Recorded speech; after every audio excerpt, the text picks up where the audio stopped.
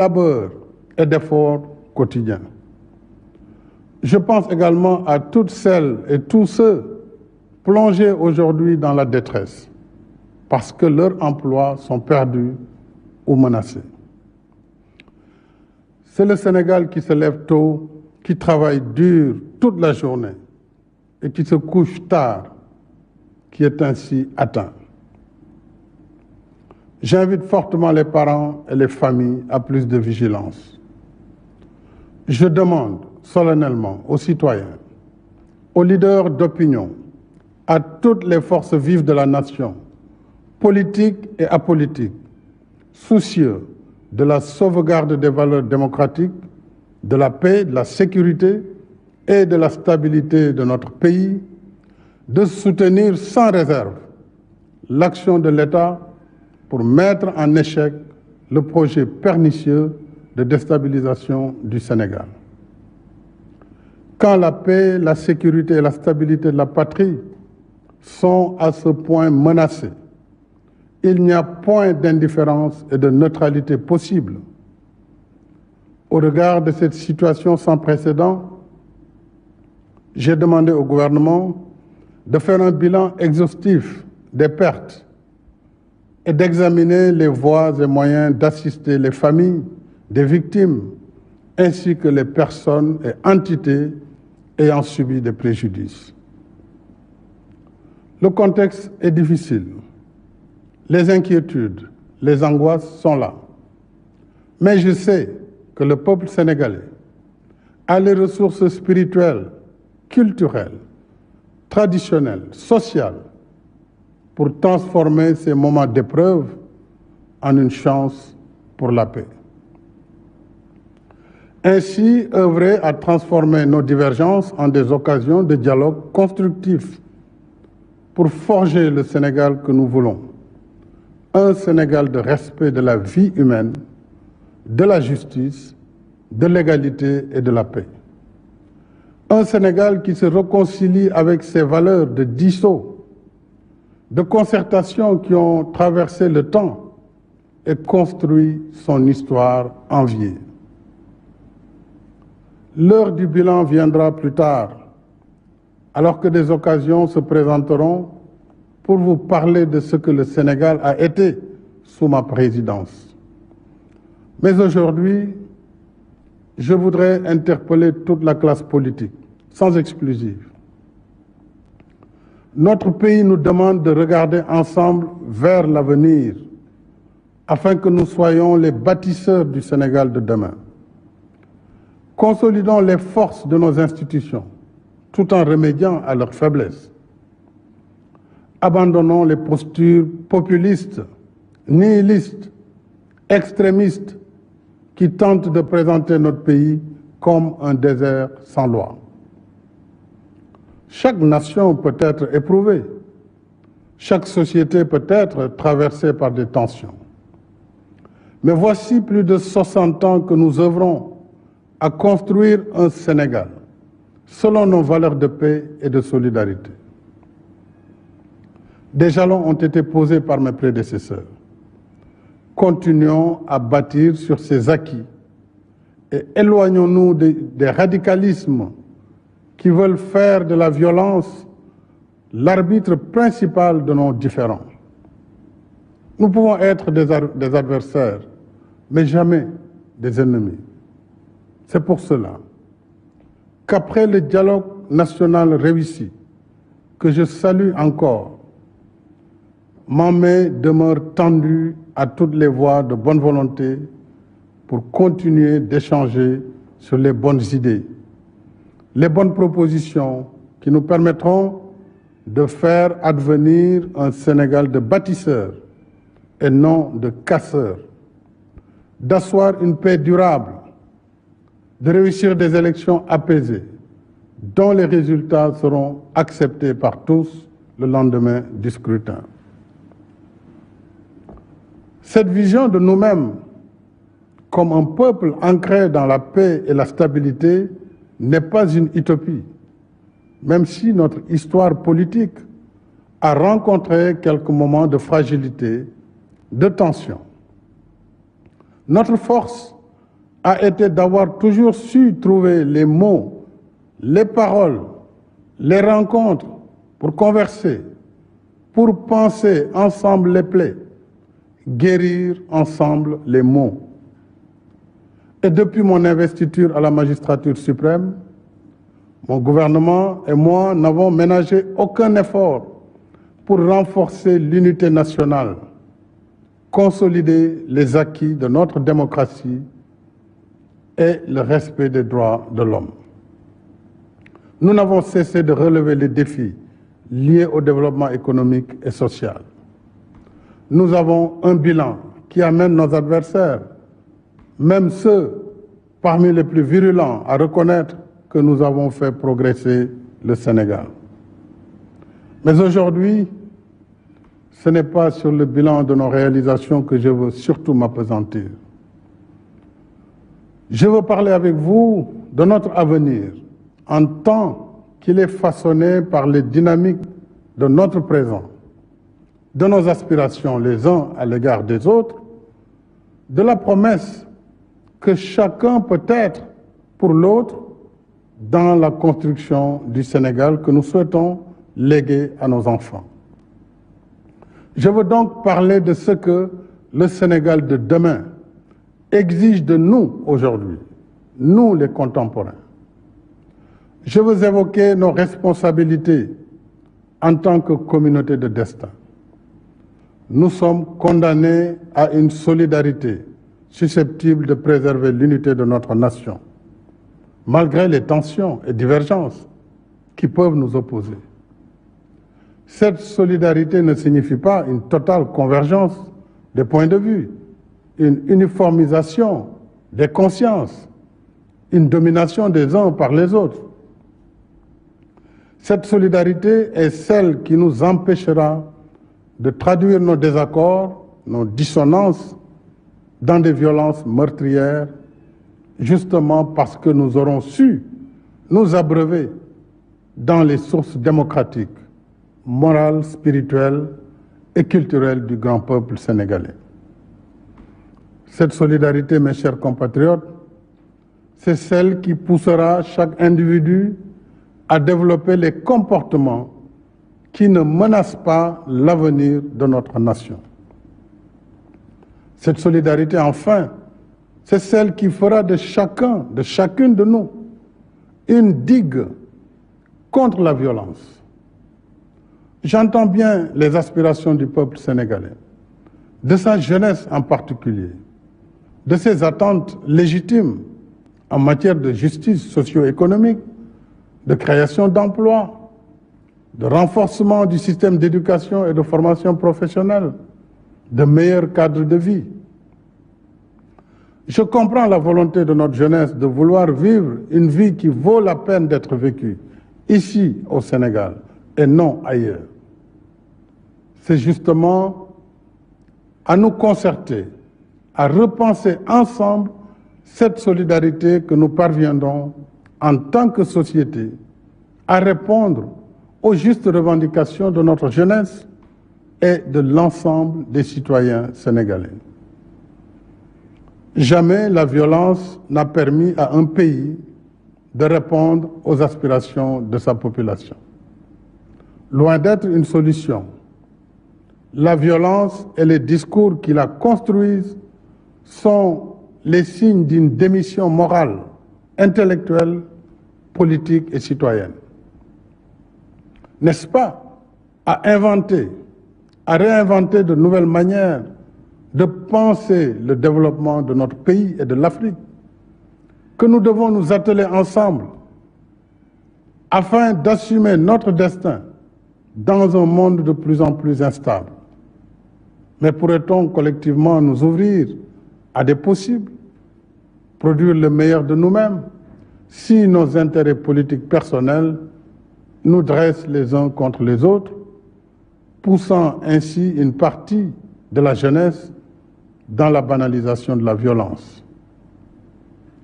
À l'heure où se reconfigurent les rapports de pouvoir au niveau global, où la révolution numérique nous plonge dans des ailleurs incontrôlés, le Sénégal et l'Afrique, de manière générale, ont plus que jamais besoin de se réarmer scientifiquement et intellectuellement pour la production des savoirs et des savoir-faire capables de défendre l'intérêt de nos populations et de nos cultures. Nous avons des intelligences et des ressources humaines ici, mais aussi disséminées à travers le monde, que seul le sens de la solidarité pourrait mobiliser au service d'une Afrique forte dans un monde malmené par des luttes d'influence et de domination. La violence, mes chers compatriotes, est un frein à la mise en œuvre de nos capacités, de notre engagement à faire émerger un Sénégal prospère, un Sénégal de richesse partagée. Bref, un Sénégal de tous, un Sénégal pour tous. C'est fort de la conviction d'un Sénégal enraciné dans les vertus de la paix et du dialogue que j'ai appelé à l'organisation d'un dialogue national ouvert, pluriel et inclusif.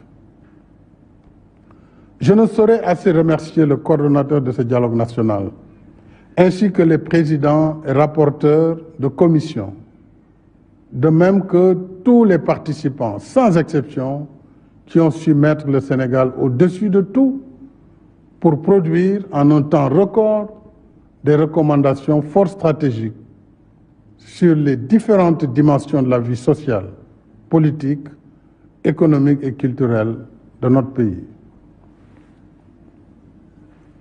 Je salue les conclusions très positives du dialogue national, dont la mise en œuvre débutera cette semaine par la saisine de l'Assemblée nationale pour la modification de certaines dispositions de la Constitution et du Code électoral, entre autres. Mes chers compatriotes, s'agissant de l'élection présidentielle du 25 février 2024, je tiens à ce que le gouvernement prenne toutes les dispositions pour une bonne organisation du scrutin, comme par le passé. En ce qui me concerne, j'ai suivi avec beaucoup d'attention et d'émotion les différentes manifestations de soutien à ma candidature pour un second quinquennat. La dernière étant celle des 512 maires et présidents de conseil départemental sur les 601 que compte notre pays. À cela s'ajoutent les soutiens de la diaspora, de mouvements de jeunes, de femmes, de nos respectés sages, d'enseignants, d'arabisants, de mouvements de religieux et bien d'autres groupes, tous déjà prêts pour mener le combat de ma réélection.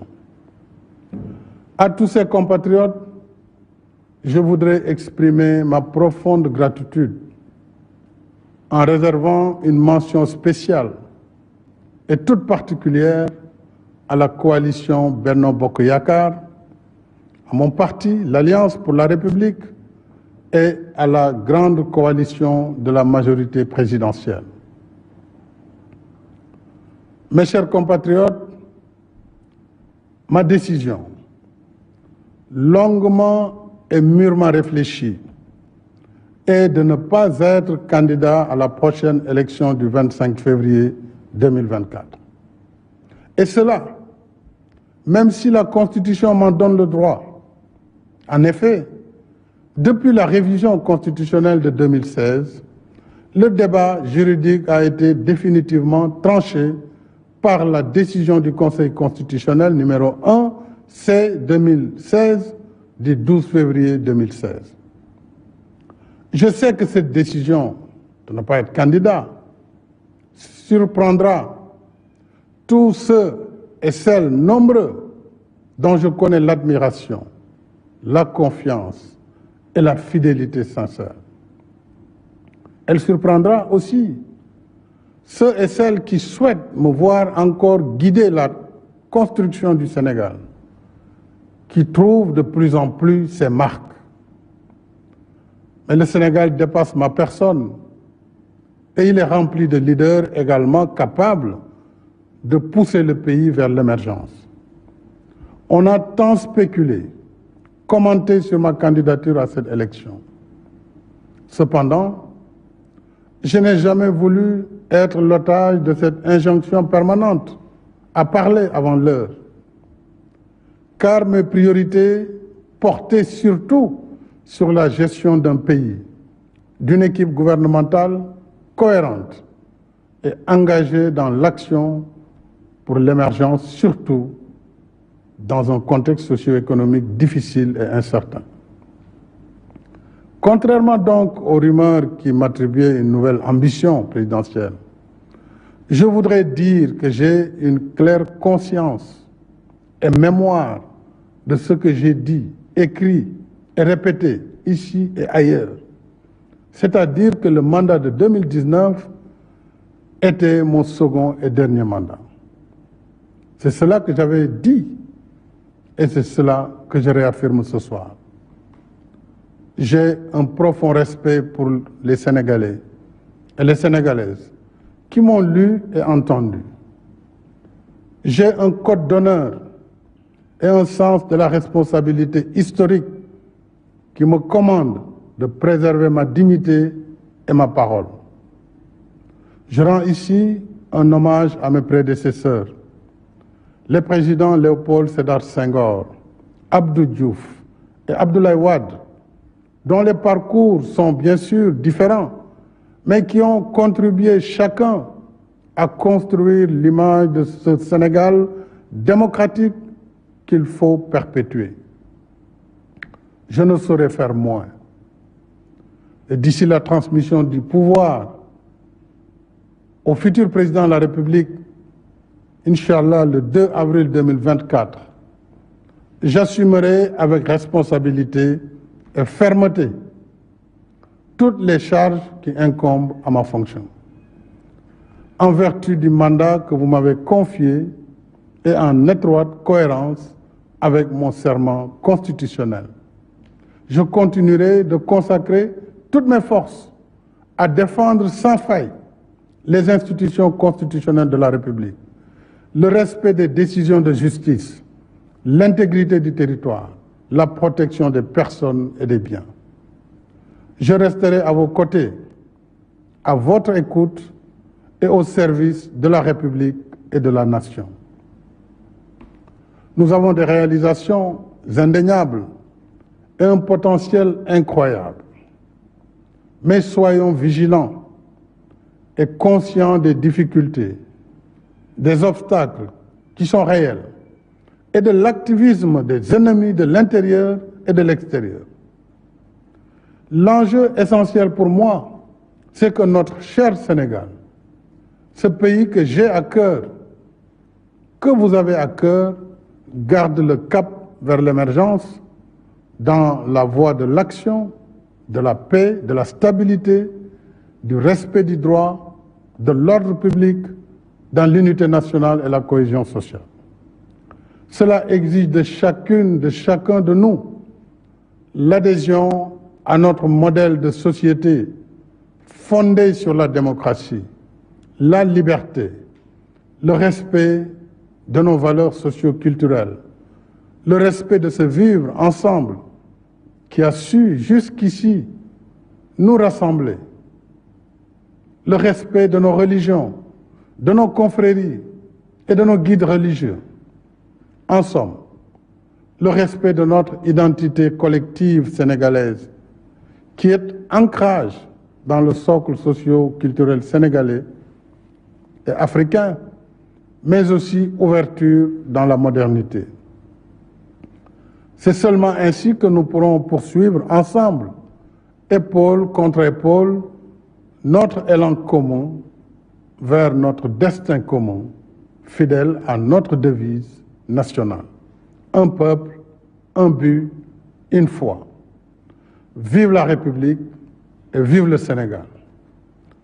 mbokk yi ginnaaw bu ma nuyoo Sénégal yépp ñi ci biir réew mi ak ñi ci bitim réew kaddu yi ma yëkkati léegi doonte firi nañ ko ci kàllaama wolof dama bëggoon sànni tuuti kàddu ginnaaw bu ma nuyoo waa réew mi yépp di fàttali ni suñu réew fan yi ñu génn gis nañu fii ay jafe-jafe yu tar loo xam ne Sénégal mosu ko xam ci ay yàqute ci yàqal nit ñi seeni alal bàyyiwuñu kër bàyyiwuñu l'hôpital bàyyiwuñu benn service ay doomu aadama boom nañ leen muy xale yu ndaw ñoo xamante ni seen njaboot soxla nañ leen lu ko andi politique ak jàpp ne boo mënee andi ay xale teg leen ci mbedd ñu lim ay dee yu bari dana tax nguur gi fi nekk nemmeerlu wala ñu yàq ko su ko defee yéene yi nga xam ne ñi fi nekk di ko doxal ak ñañu bokkal bitim réew te mu leer naññ na tey jii dafa am connexion bitim réew ak ñi ci biir réew mi ngir yàq Sénégal loolu laa ne bëgg naa waa réew mi ubbi bu baax seen bët bàyyi ci xel loolu nag dama ci woo képp kuy responsable politique ak boor boo mënti féete képp kuy kilifa ci réew mi kilifa diine kilifa aada képp kuy société civile képp kuy citoyen war nañu bàyyi xel ci suñu réew ndax dafa am lu ñu xamee Sénégal mooy réew moo xam ne waasoo amu fi bokk ndey bokk baay donte nit ñi mën nañ bañ a bokk jëmuwaay walla xalaat loolu moo waral may wane tiis bu tar ci xale yi fi faatu diggante 2021 ak 2023 bi nii loolu nag maa ngi koy jaalewaat seeni mbokk di ko jaalewaat réew mi yépp di wax ne lépp li ci war état bi def na ko ci wàllu ay l'enquête ngir justice muy tribunal saytu li nga xam ne moo waral musiba yooyu ak ña nga xam ne ñoo ko yëkkati ak ñañu ci àndal ak ña ko doxal seen bopp ñoom ñëpp danañu wuyu ci yoon ngir ñu mën a fànq lu mel noonu ndax lu yàq réew li ci des itam wane naa ne réew mi dañ ko war a waxtaanee dañu war a di diisoo ci lépp loo xam ne dañu ko bokk looloo waraloon diisoo bi ma yëkkati fan yi ñu génn ñu tuddee ko dialogue national yàlla def ñëpp ñi ci bëggoon dugg te ñu ëpp solo ci réew mi yàlla def na waxtaan nañu ba juboo am ay conclusion maanaam yu am solo ci wàllu koom ci wàllu social ci wàllu culture ci wàllu politique ba nga xamante ni loolu dana gën a dëgëral suñu démocratie ponk yooyu nag ñu tënk dinaa ko doxal à partir de semaine bi ndax dinañ yóbbu assemblée nationale loi yi ñu war a soppi ngir li ku jéggi ñaanoon ci wàllu parrainage yu élection ak yeneen i changement ci code électoral ak yeneen i loi ñu mën ko def ci diir bu gàtt loolu yëpp parce que diisoo moo ko waral parce que luy jëmale Sénégal kanam li ci des itam wax naa ni réew mi fi mu toll ak alal ji fi feeñ dana gën a tax nit ñi bëgg a ñëw Sénégal wala am luñ fi def ci fànn bu nekk nag ba ci diine ji loolu dafa jar a bàyyi xel moo waral ma ne man sama taxawaayu démb ak sama taxawaayu tey benn lay doon muy taxaw ngir aar réew mi ci wàllu indépendance am ci wàllu ay frontière am ci wàllu ay institution am yi nga xam ni démocratie moo ko fi teg te loolu duñu seetaan mukk ñu koy yàq ak lu mu mënti jar donc loolu nag fii ak yàlla ñuy may bakkan fii ak mandat bi ñu jox ñu ngi koy doxal na leen leer ne dinaa si taxawaay yu wér ànd si ak ñëpp ñi nga xam ni ñoom laa ci war a àndal ginnaaw loolu mbokk yi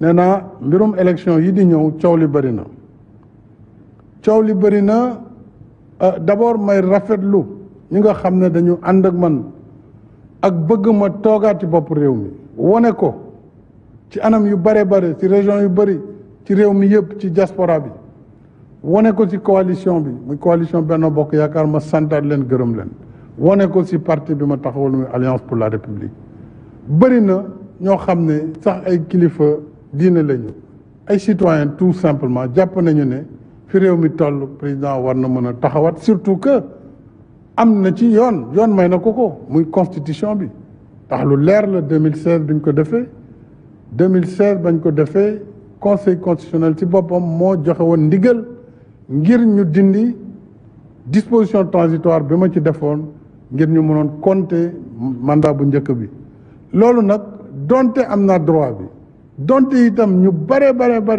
seen sago moo doon tey ma taxawaat dama jàpp ne man sama wareef ci Sénégal defar ko la du lu ko yàq du ma mos a bokk mukk su luy delloo Sénégal ginnaaw sama wareef mooy gis lii ma tàmbali fekk ko fi yóbbu ko fu ëpp fi ma ko fekk loolu ñu teg ci leneen loolu mooy li may neex loolu mooy li nga xam ne moo ma tax a jóg kon réew mi suñu coalition war nañu am bu ñu àndee nekk benn teg équipe yoo xam ne ci dinaa leen jàppale itam ni ma leen war a jàppale ci waxtaan ak waa réew mi ngir ñu moytu li nga xam ne dana tax Sénégal saaraan ëllëg dugg ci guuta goo xam ne du gën ci njaboot gi du gën ci askan wi kon sant naa ñooñu gërëm naa leen waaye nee naa nag élection yi di ñëw bind naa ko ci livre bi ñu tuddee le Sénégal au cœur Sénégal sama biir xol boo na ko gisee di ngeen wax xam ni ne woon naa mandat 2019 bi mooy nekk sama deuxième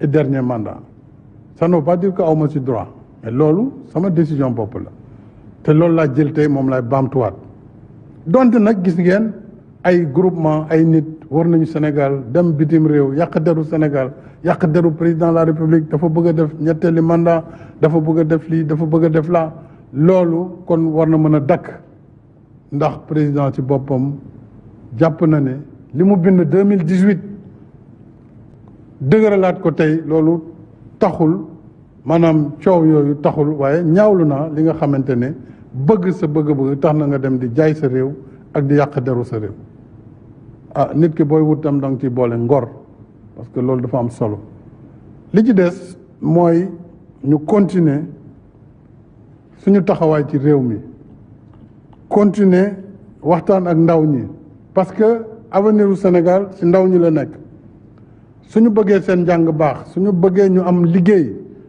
am jàppale waruñu taal école yi waruñu taal université yi waruñu yàq li ñu fi liggéey suñu fi defee ay train def fi ay BRT loo xam ne Afrique yëpp a ci bëgg loolu askan bi moo tax ñu def ko du pour président Macky Sall wala keneen wala gouvernement bi kon war nañu sàmm loolu ñu leen defar parce que alalu réew mi moo ko tabax te dañ ko leb kon loolu dañ ko war a sàmm suñu bëggee ëllëgu gune yi nekk ëllëg bu gën ci loolu laay woo mbokk Sénégal yëpp di leen sant di leen gërëm di leen wax nag bañ a nekk candidat terewul ma taxaw nag taxawaayu président de la République boo xam ne lépp lu mu laaj ci wàllu responsabilité danaa ko doxal ba mu mot sëkk fii ba bés bi terme bi di jeex muy bu ci yàlla àndee ñaari fan ci weeru avril 2024 dina fekk ñu def élection yal na nekk élection bu sedd guy bu leer naññ ni ko Sénégal di defee su ko defee Sénégal continuer doxam ci jàmm ak salaam maa ngi bàllu ñëpp ak di sant ñëpp di gërëm ñëpp wasalaam.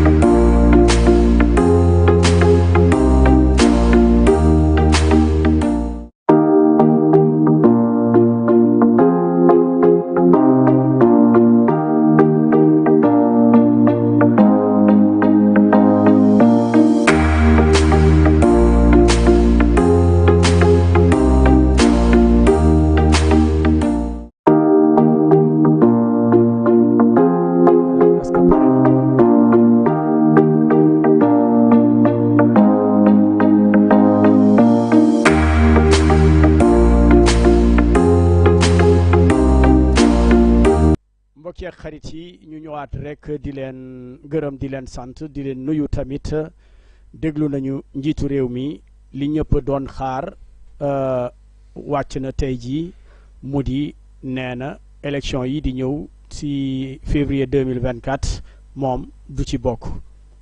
dafa mel ni nag dogal bi mu jël am na ñu bëri ñu mu yeewi am na ñu bëri aussi ñu mu tas seen yaakaar am ñoo bëri tamit di nekk lii la ñu xaarandi woon ci moom am ñu bëri aussi nee nañu du lii la ñu xaarandi woon ci moom. Codé Ndiaye noo jàngee lii di discours njiitu réew mi bu ñu xoolee français bi lu toll ci 20 simili ak juróom-ñaar la am. daaw ñoon faral nag di gis discours yu mel ni wante dafa mel ni discours boo xamante ni discours tàggatoo la wax na ci lépp loo xamante ni metti na ko jéebaane yi ñu ko doon jéebaane yàqate yu amoon fii ci Sénégal ak li nga xamante ni moo ci gënoon a am solo moo di candidature am nee na daal loolu teg na ko ci suuf noo jàngatee li nga xamante ne moom la Macky Sall wax tey jii. Merci Khadia ci laaj bi mais li ma ci gën a njëkk a seetlu mooy te mu en tant que journaliste mu njëkk ma frappé moom mooy la longueur du discours parce que d'habitude adresse à la nation président Macky Sall daawul weesu 20 minutes defe naa durant tout son magistère mosu fi def discours bu ni toll. Deuxièmement mooy wax nga ko moom mooy laataa mu ñëw ci xam nga ñun nous journalistes nous avons soif de l'information comme je dis souvent bi muy wax ba ci 22e minute bi bi muy annoncé ne du nekk candidat nous en tant que journaliste man li ma doon xaar moom mooy mu wax danaa bokk wala du ma bokk leneen lu mu fi wax avant loolu man dama jàppoon ne en tant que journaliste que ni c'est pas de l'info qu'on attendait moom mooy mu wax ñun est-ce que dana bokk wala du bokk mais comme ni nga ko waxee avant muy wax dana bokk. mais il faut que aussi que mu amoon sujet bi du ñëw rek qu'il mette la forme wala il faut qu'il mette la forme. effectivement mais man d'abord guddaay bi bett na ma parce que man gëmoon jàppoon naa ne dafay gàtt. ñu jël benn appel kii di Babacar Gaye allô. Oui, allô? Oui, président Babacar Gaye. Oui. Ancien directeur de cabinet du président Abdoulaye Wade. Absolument. Monsieur Gaye, nan nga gisee déclaration bi njiitu réew mi def. Il y a des échos là. Il y a des échos. Je ne sais pas si c'est. Non. C'est les protections. Il y a des interférences microphoniques. Allô? Non jàngatee déclaration bi njiitu réew mi def. J'ai dit qu'il y a des interférences de micro. Allô? Au niveau de la régie? Allô?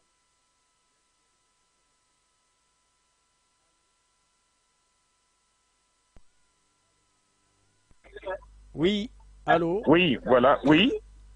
Là, c'est bon? Oui, allez-y, monsieur.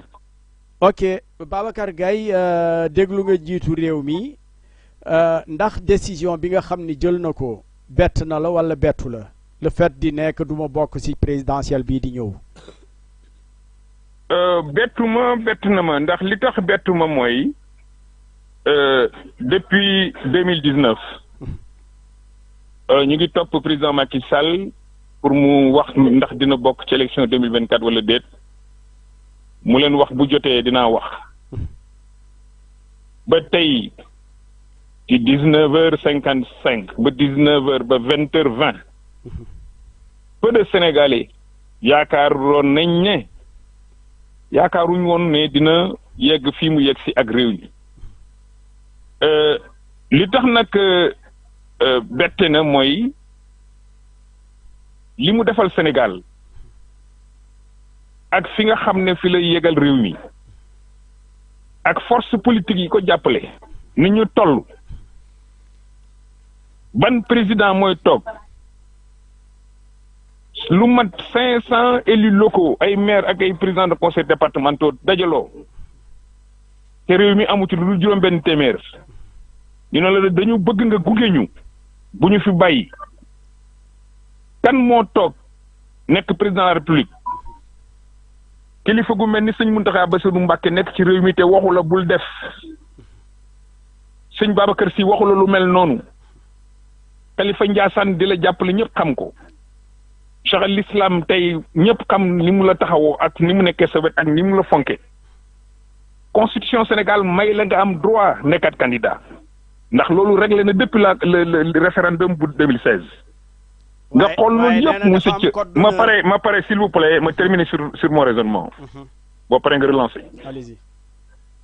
loolu yëpp nga xool ko nga teg ko ci suuf jiital intérêt Sénégal parce que bëgg loolu yàq réew mi parce que li koy yàq ci biir réew mi nga fas yéene jàkkaarloo ak loolu jàmmaarloo ak loolu pour que réew mi dellu ca lam nekkoon mooy unité bokk ndey bokk bàyyi mooy liggéey bi buñ ko yàq pour gune yi am ci luñ jàpp loolu yëpp nga ne moo ma gënal may continuer di def politique ba sama réew di ci am jafe-jafe ndax ku nekk nga ko doon xaar ci xeex ci mbedd mi ku nekk nga ko doon xaar ci dànkafu ku nekk nga ko doon xaar mu jël décision boo xam ne c'était pas conforme avec ñoom seeni intérêt loolu moo tax ma ne la am na ñu bett mais li ci am solo ce qu'il faut retenir c'est une décision historique ndax ci réewum Sénégal Macky Sall décidé na tey loo xam ne lu nekk tey nañ ko Afrique lu nekk wax nañ ko africain yi hissé na Sénégal au firmament du monde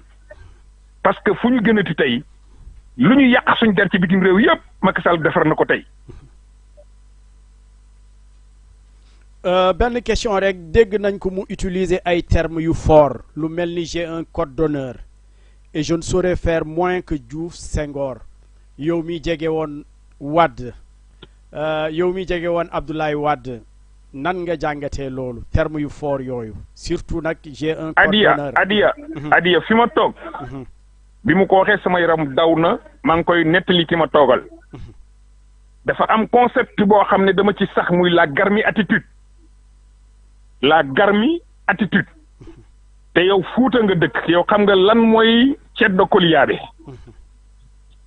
Macky Sall code d'honneur de ceddo koliyaabe moom la taxawee Sénégal tey maanaam seeni maam nañ daan taxawee bi nga xamee ne deñanke yi mas nañoo soxla wala Thierno Souleymane Baal ak Abdel Kader bi ñu soxla ñi ceddo koliyaabe yi taxawee woon jàpp naa ne code d'honneur boobu mu dellu si ñëf ko natt sax ci ay politiciens sénégalais waaye en réalité c'est plus profond c'est l'Afrique ce sont nos traditions ce sont nos valeurs moom la réincarné aujourd'hui yombul nag ci homme politique nga gis mbir mi mu ne gàññi nga gis lépp yaa ko moom nga ne ko fi ñukk ngir réew mi loolu yombul ci ñu bari ci Sénégal loolu tax ma gën koo naw tey ndax génn bu mu génn tey jii dina indi dal ci réew mi ndax génn bu mu génn tey dina indi dal ci réew mi par force la xam nga lu tax muy indi dal réew mi daloon na sax ba pare waaye tey yàlla da ko déclaration bi da ko jox beneen légitimité bu bees lépp loo xam ne dafa war a pour stabiliser le Sénégal ci ñi ko bëgg a yàq nos ennemis d'extérieur comme de l'intérieur Macky Sall tey am na la légitimité de leur faire face te tigga du toj kenn du yëngu c'est en cela que c'est important parce que Sénégal demoon na ba ñu toll moment boo xam ne ñëpp jaaxle woon nañu ñëpp yaakaar ne mooma ñëpp jàpp def politique ci autour du troisième mandat dama daan faral di wax ci en sourdine à certains de mes amis waaw opposition bi il s'accroche au troisième mandat de Macky Sall comme étant un leitmotiv bu Macky Sall waxul candidat la ñoom fu ñu jëm su Macky Sall ne dama dem bokkatuma 2024 ñoom fu ñu jëm qu'est-ce qu'ils vont présenter comme projet politique au Sénégalais yaakaar naa loolu la leen def tey moo tax ma ne la ce pays à jamais sera stable et Macky Sall aura les coups de franche pour les 7 mois qu'il reste encore au pouvoir à remettre le Sénégal en ordre te man maa la wax ne la il ne résigne du ci yox yi parce que boo ko seetloo ci commencement discours am la ko njëkk a wax il l'a annoncé en montrant exactement tous les crimes qui ont été commis toutes les conspirations qui ont été faites toutes les tentatives de déstabilisation qui ont été entamées dans ce pays ñooñu il va aller en guerre contre cela man maa la wax loolu tey. ci fin bi tamit yokk na ci ne je vais œuvrer pour le respect des institutions. parce que dafa jàpp ne dañ bëgg a faagaagal institutions yi dañuy saaga président di saaga justice bi di xas fonctionnaires yi loolu ñu ko fiy def xam ngeen leen da ngeen leen di dut baaraam loolu moo indi tey situation bi ñu nekkee moom nag intérêt Sénégal de mon point de vue foofu rek laa ko nawee jël na ko jiital ko plus que ses intérêts particuliers surtout les intérêts de ses partisans cette fois-ci Macky Sall a mis en application comme il l'a dit dans son discours bërki démb la patrie avant le parti pourtant wax na ko gaa ñi dañ ci bàyyul xel ba mu koy wax man booba laa commencé am doute ne le président Macky Sall dootul dem élection 2024 te dina fexe ba quand ñu organiser wu dans l'unité il a toujours insisté sur l'unité et la solidarité dans son discours ba mu jeex moo tax ma am yaakaar ne xaw ma ñen ñoo nar a nekk adversaire u Benno Bokk Yaakaar de waaye booy boo ñu tekkaat seen tubay. ak kan moo war a nekk tamit candidat Benno Bokk Yaakaar. loolu mu ngi dépendre ci seen capacité à s'unir et à être ensemble. li leen Macky Sall defal nii lim leen defal jël réew mi maanaam teg ko ci benn buum kum ko teg ci loxoom. bu ñu amee ñoom ngor dinañ jaar fi mu jaar ba continuer gérer réew mi ci jàmm gérer réew mi pour l'intérêt des jeunes surtout pour les jeunes le président beaucoup insisté sur ça moo tax ma yaakaar ne waa Bennoo ku ñu mënta jël laa wax c'est à eux d'être responsables et de comprendre que les enjeux nekkatul ñoom les enjeux c'est le Sénégal parce que Macky Sall a montré la voie. jërëjëf Babacar Gaye c'est moi. ñu ngi lay gërëm di la sant di fàttali rek yow ancien directeur de cabinet maître Abdoulaye Wade bu mu nekkee président de la République Codé Ndiaye dégg nga Babacar Gaye sa jàngat. d'accord maag moom ci ay ponk yu bari. si yan par exemple. par exemple ci le leadership au sein de Benno Bokk Yaakaar.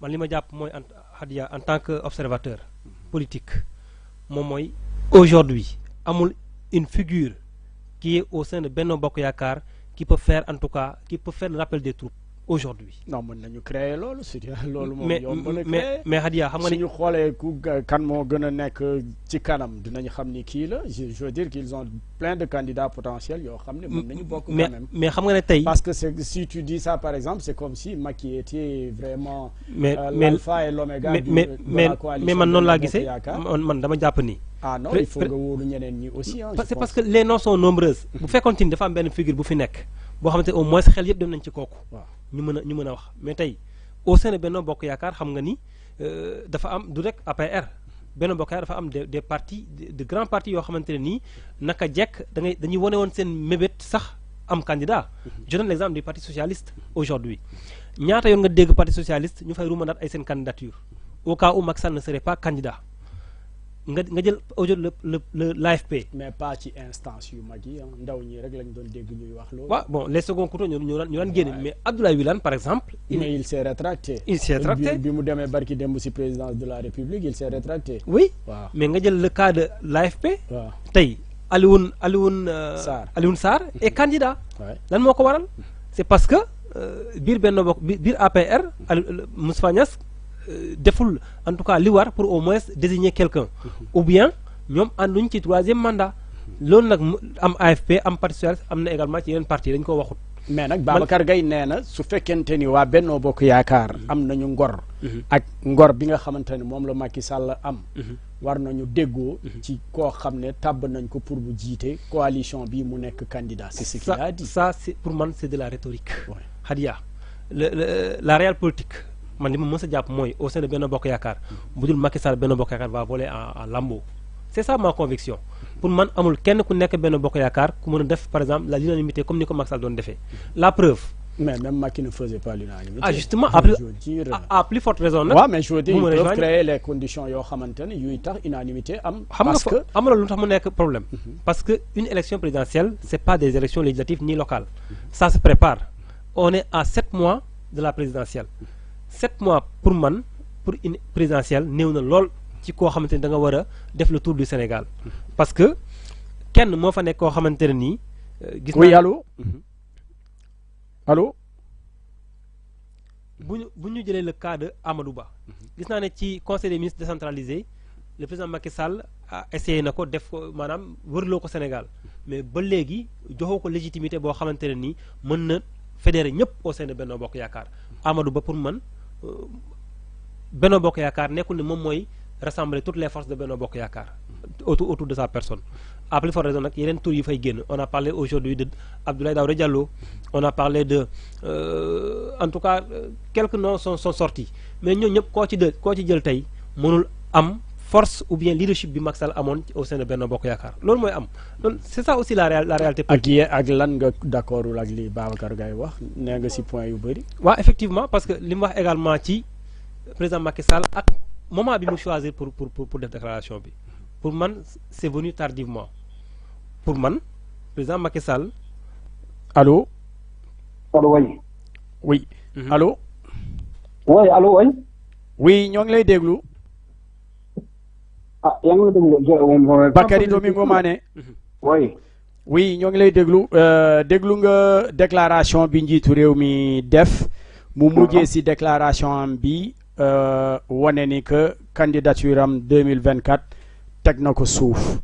am na lu mu njëkk a wax nag nan nga ko jàngatee yow mi nekk spécialiste communication le discours a duré 27 minutes en français nan nga ko jàngatee. Sur la forme d'abord du discours. Dans la forme d'abord du discours, c'est que dafa njëkk consacré un temps important, disons, aux violences enregistrées au mois de juin. Mettre loolu et ensuite la compassion vis-à-vis, à l'égard, pardon, n'est-ce pas, des familles des victimes. Loolu ñëw na si à plusieurs reprises et vraiment il a insisté sur la violence.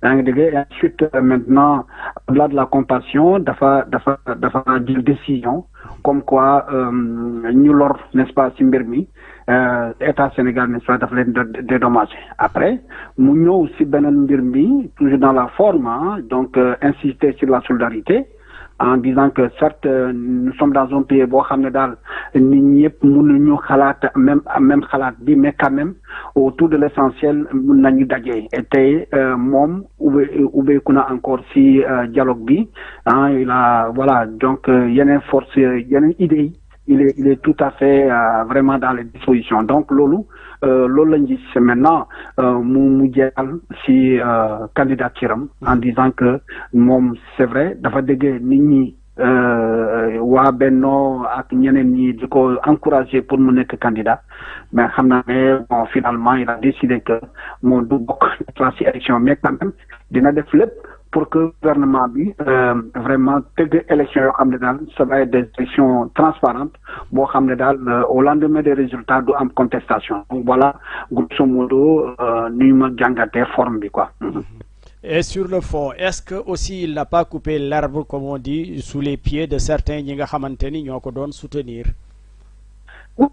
Ça c'est vrai, parce que les gens s'attendaient que c'est lui moom naroon nekk candidat, disons, buy créer unité au sein de Benno, mais léegi su fekkee dafa choisir kenn rek si ñoom évidemment dina andi ay yaaxa, ça il faut le dire. Xam naa ne boo moytul à partir de demain ou bien ce soir même da ngay dégg déjà le positionnement dama gis dans les réseaux sociaux ni ñu wax Amadou Ba 5e président, mais Amadou Ba ak ñeneen ñi ñoom Karim Wade ñoom seen, donc kenn xamagul exactement lan mooy choix président de la République, mais dans tous les cas positionnement mi leer na nañ, c'est-à-dire que day mel ni dafa libérer, n'est-ce pas, son camp. Il a libéré son camp pour que mais moom si jëmmu boppam dina choisir candidat, dina soutenir candidat parmi les potentiels candidats, n'est-ce pas, de Benno. Bakary nga nekk spécialiste ci wàllu communication politique, est-ce que li mu def tey jii li mu wax tey jii est-ce que du indi tamit nee nga dina indi jiixi jaaxa ci biir coalition Benno Bokk Yaakaar, mais est-ce que aussi du indi jaxasoo ci biir fi nga xamante ni moo di opposition bi, parce que est-ce que ñoom xaarandi woon nañu que Macky Sall du bokk ci élection présidentielle bi? waaw boo seetee par exemple dinañu xoolaat seeni këyit de. Voilà, par exemple F24 moom F24 dafa nekk ci plateforme non au 3e mandat du président. Donc non au 3e mandat du président, ensuite les droits humains, les droits politiques, machin, et tous les droits, n'est-ce pas, des citoyens, loolu yëpp na fenn que ci plateforme. Donc mun na ne boo jëlee F24 boo xam ne moo rassemblé vraiment l'essentiel de l'opposition sénégalaise ak société civile, donc amatul objet, n'est-ce pas, sur ce plan-là. Mission am jeex na. amatul objet sur plan boobu. Mais du benn ponk rek ponk boobu la def ci plateforme. Da nga gis les droits et libertés pas des citoyens. Loolu yëpp de mobiliser l'espace de plaisir ci prison bi. Donc le président Macky Sall su fekkee au lendemain de son discours mu élargi noonu xëy na mun na casser la dynamique de l'opposition dans son entièreté. Mais boo déggee discours Ousmane Sonko, il avait prévenu tous ces schémas-là. ñaar schéma la teg. dafa ne président de la République dina ñëw wax leen bokkuma espace élection, mais bokkuma ci élection boobu finalité bi moom ñu ekkat bañ a nekk candidat. wala mu ne na yaa ngi déggal moom bu boobaa le front opposition front bi dégg n'est-ce pas mun naa ne choix bu mu def mooy on a atténué par l'adversité boo xam ne daal dañ koy exclure parce que à la Koulibaly on n'est pas sorti de l'auberge loolu tamit wax ko te xam on n'est pas sorti de l'auberge parce que pourquoi on n'est pas sorti de l'auberge? non c'est-à-dire que président di wax ne ouais n'est pas des décisions de justice mais loolu phrase boobu kan la digal évidemment Ousmane Sonko te Ousmane Sonko du moom ça n'est pas qui importe le projet yoo xam ne dans l'écrasante majorité mën a wéyal ko donc su fekkee moom man président mais day respecter des en sorte que décision justice wéyal ko donc ça veut dire qu'on capte vraiment l'écrasante majorité n'est-ce pas des jeunes de 2024 loolu mooy loolu la dans tous les cas dama mën nañu rafetlu le fait que mu retiré la présidentielle moom président de la République mais c'est certainement pas vers la paix définitive dans ce pays je dis ce n'est qu'un pas donc il faut que mu beneen jéego et loolu bu ma déggee discours am tamit il est ouvert à d'autres propositions donc il n'a pas fermé pas toutes les portes donc loolu tam am na possibilité su fekkee day ouvert toutes les portes pour que vraiment retrouver sa paix définitive. kon di nga bëgg li ma su ma la dégloo moom nee na du bokk si 2024 dafa bëgg a yóbbaale kii xamante ni moo di Ousmane Sonko aussi du bokk. waaw bien sûr xam nga loolu waxoon nañu ko fii les analystes politiques wax nañu ko yàgg na di ñu ko wax dañu ne président de la République obsession bi yëpp mooy Ousmane Sonko bañ a bokk donc pour ça il est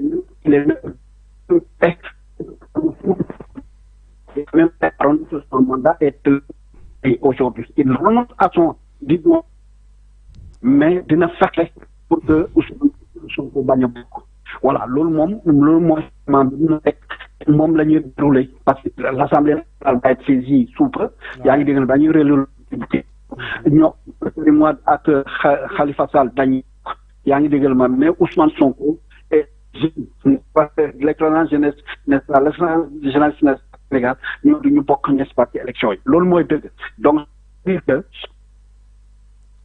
xool ce n'est pas parce que le président a renoncé à son mandat au troisième mandat que conditions n'est-ce pas conditions de la paix toutes les conditions de paix sont réunies je ne le pense pas dama ne def na jéego loolu c'est quelque chose mais dafa war a continuer ci la voie vraiment ubbiku et écouter d'autres personnalités dans ce pays n'est-ce pas pour que jàmm am et surtout élection présidentielle bi mu demee une élection n'est-ce pas inclusive parce que sinon lu mu réussi noonu n'est-ce pas ak Karim Wade ak Khalifa Sall parce qu'il les a exclus en utilisant c'est sûr.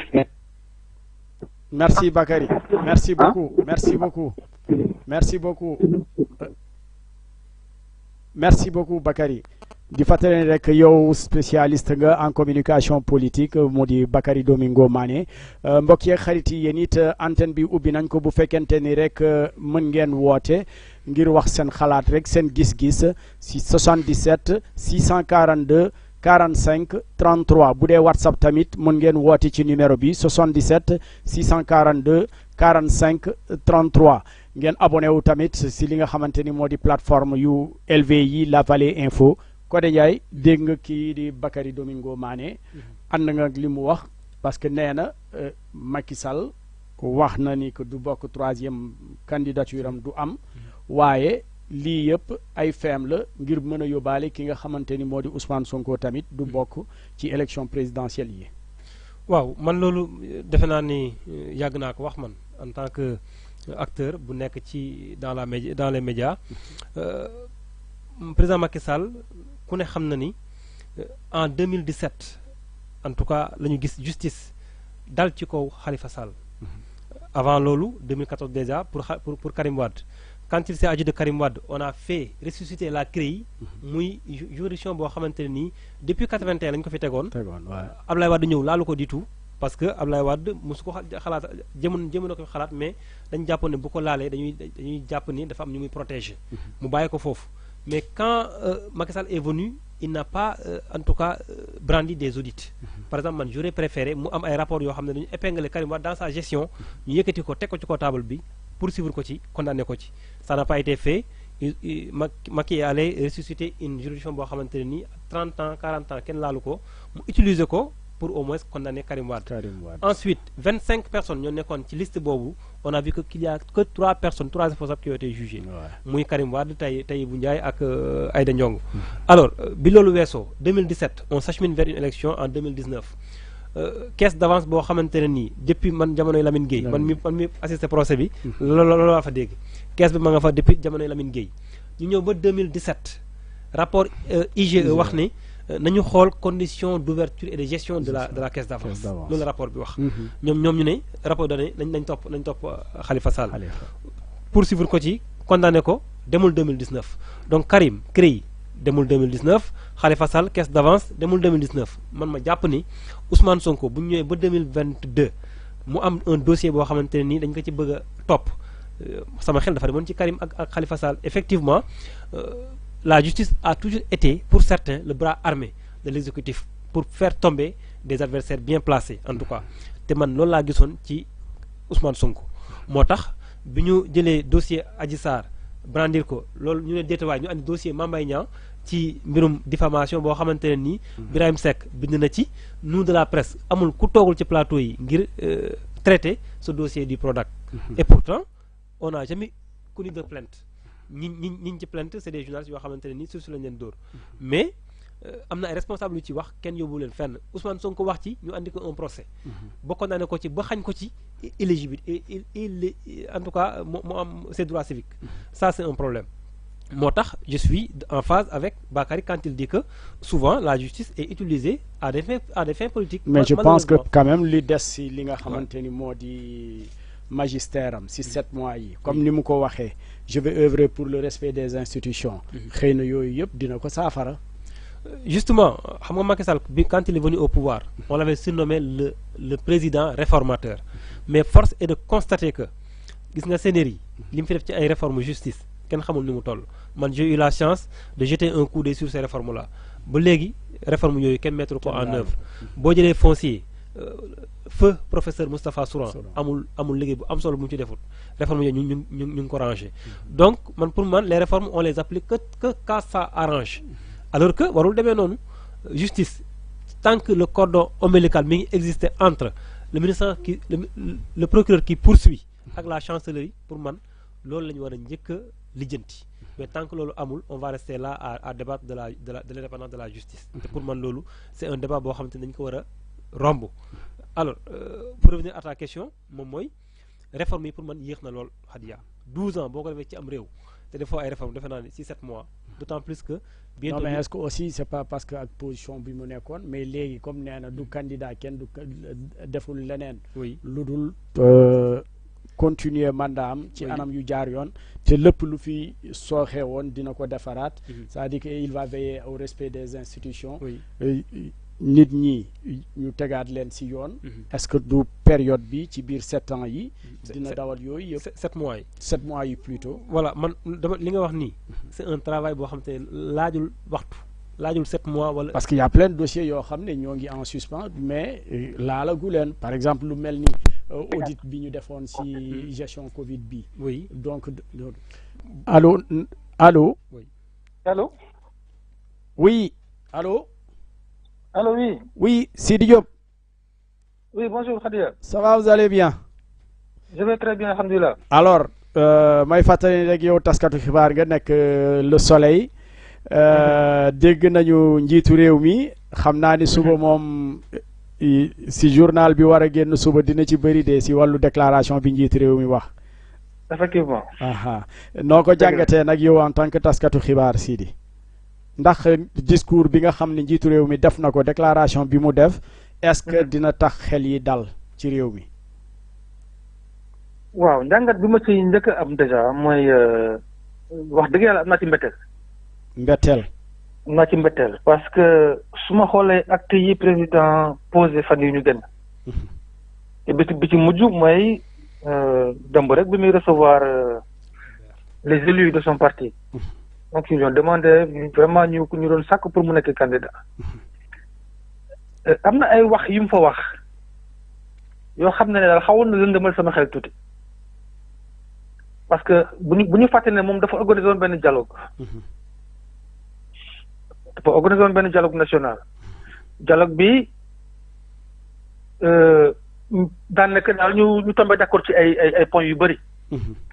mais tombé wu ñoon d'accord sur la question de sa candidature. parce que y a pas eu point d'accord là-bas dañu ne woon ñoom ñëpp. dañ ne après avoir ku nekk campé sa position et rappelé ses positions dañu ne woon léegi nañu ils en appelaient au respect de la loi. dialogue bi aussi amoon na ay questions yu mel ni parrainage yoo xam ne waxoon na mais démb boo dégloo le président. sur le parrainage par exemple. mais mu ngi doon à la limite mu ngi raaye quoi l'opposition parce que mu ngi la naan booy gars yi ñëw nañ ci dialogue bi mais ci parrainage bi le parrainage des élus. daanaka dañu saraxu pour ñu def ko à 13. pour un président bi nga xam ne à l'ouverture du dialogue dafa newoon ñu fa tagoon ñëpp je ne vous décevrai pas. donc il a eu démb vraiment benn discours un peu guerrier. notamment en appelant ñi nga xam ne ñooy élus yi les maires et cetera. que ñu organiser wu ku nekk sa gox pour jàmmarloog ñi nga xam ne dañuy bëgg a yàq dañuy bëgg a tas dëkk bi. en plus jour bi ñuy remettre les conclusions des travaux du dialogue. et même lu ko jiitu tuuti à Paris. bu muy wax ak ses partisans ñu nekkoon à Paris mooy bi mu demee pour participer au sommet sur le nouveau pacte financier. bi mu jëlee kàddu leen ne bu soobee yàlla nous nous maintiendrons au pouvoir. bon mën nañ ko jàngatee lu nekk parce que Macky Sall tàmm lu ñu di wax nous. moom d'habitude kàllaamam il est direct quoi je lay wax mais keroog nee na nous mais nee na nous ñu maintiendrons au pouvoir mu ñëwaat ci jour conclusion dialogue bi.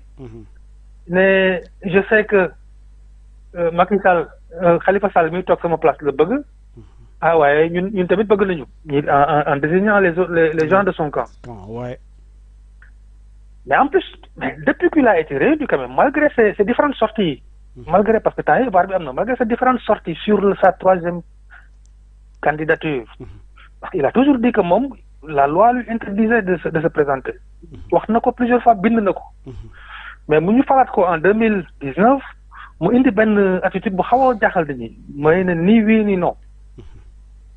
alors lan moo waraloon avant affaire bi leer nañ parce qu'il a toujours dit que moom suñ ko falee du bokkat mais ñu fal ko ba pare mu taxawaat ne bon pour le moment du ma la ni oui ni non xam nga soo ne ni oui ni non y a possibilité qu'il y ait oui.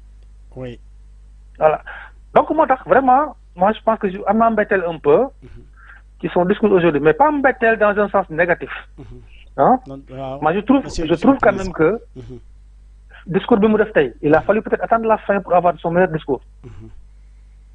C'est un discours vraiment c'est un grand discours. Hein?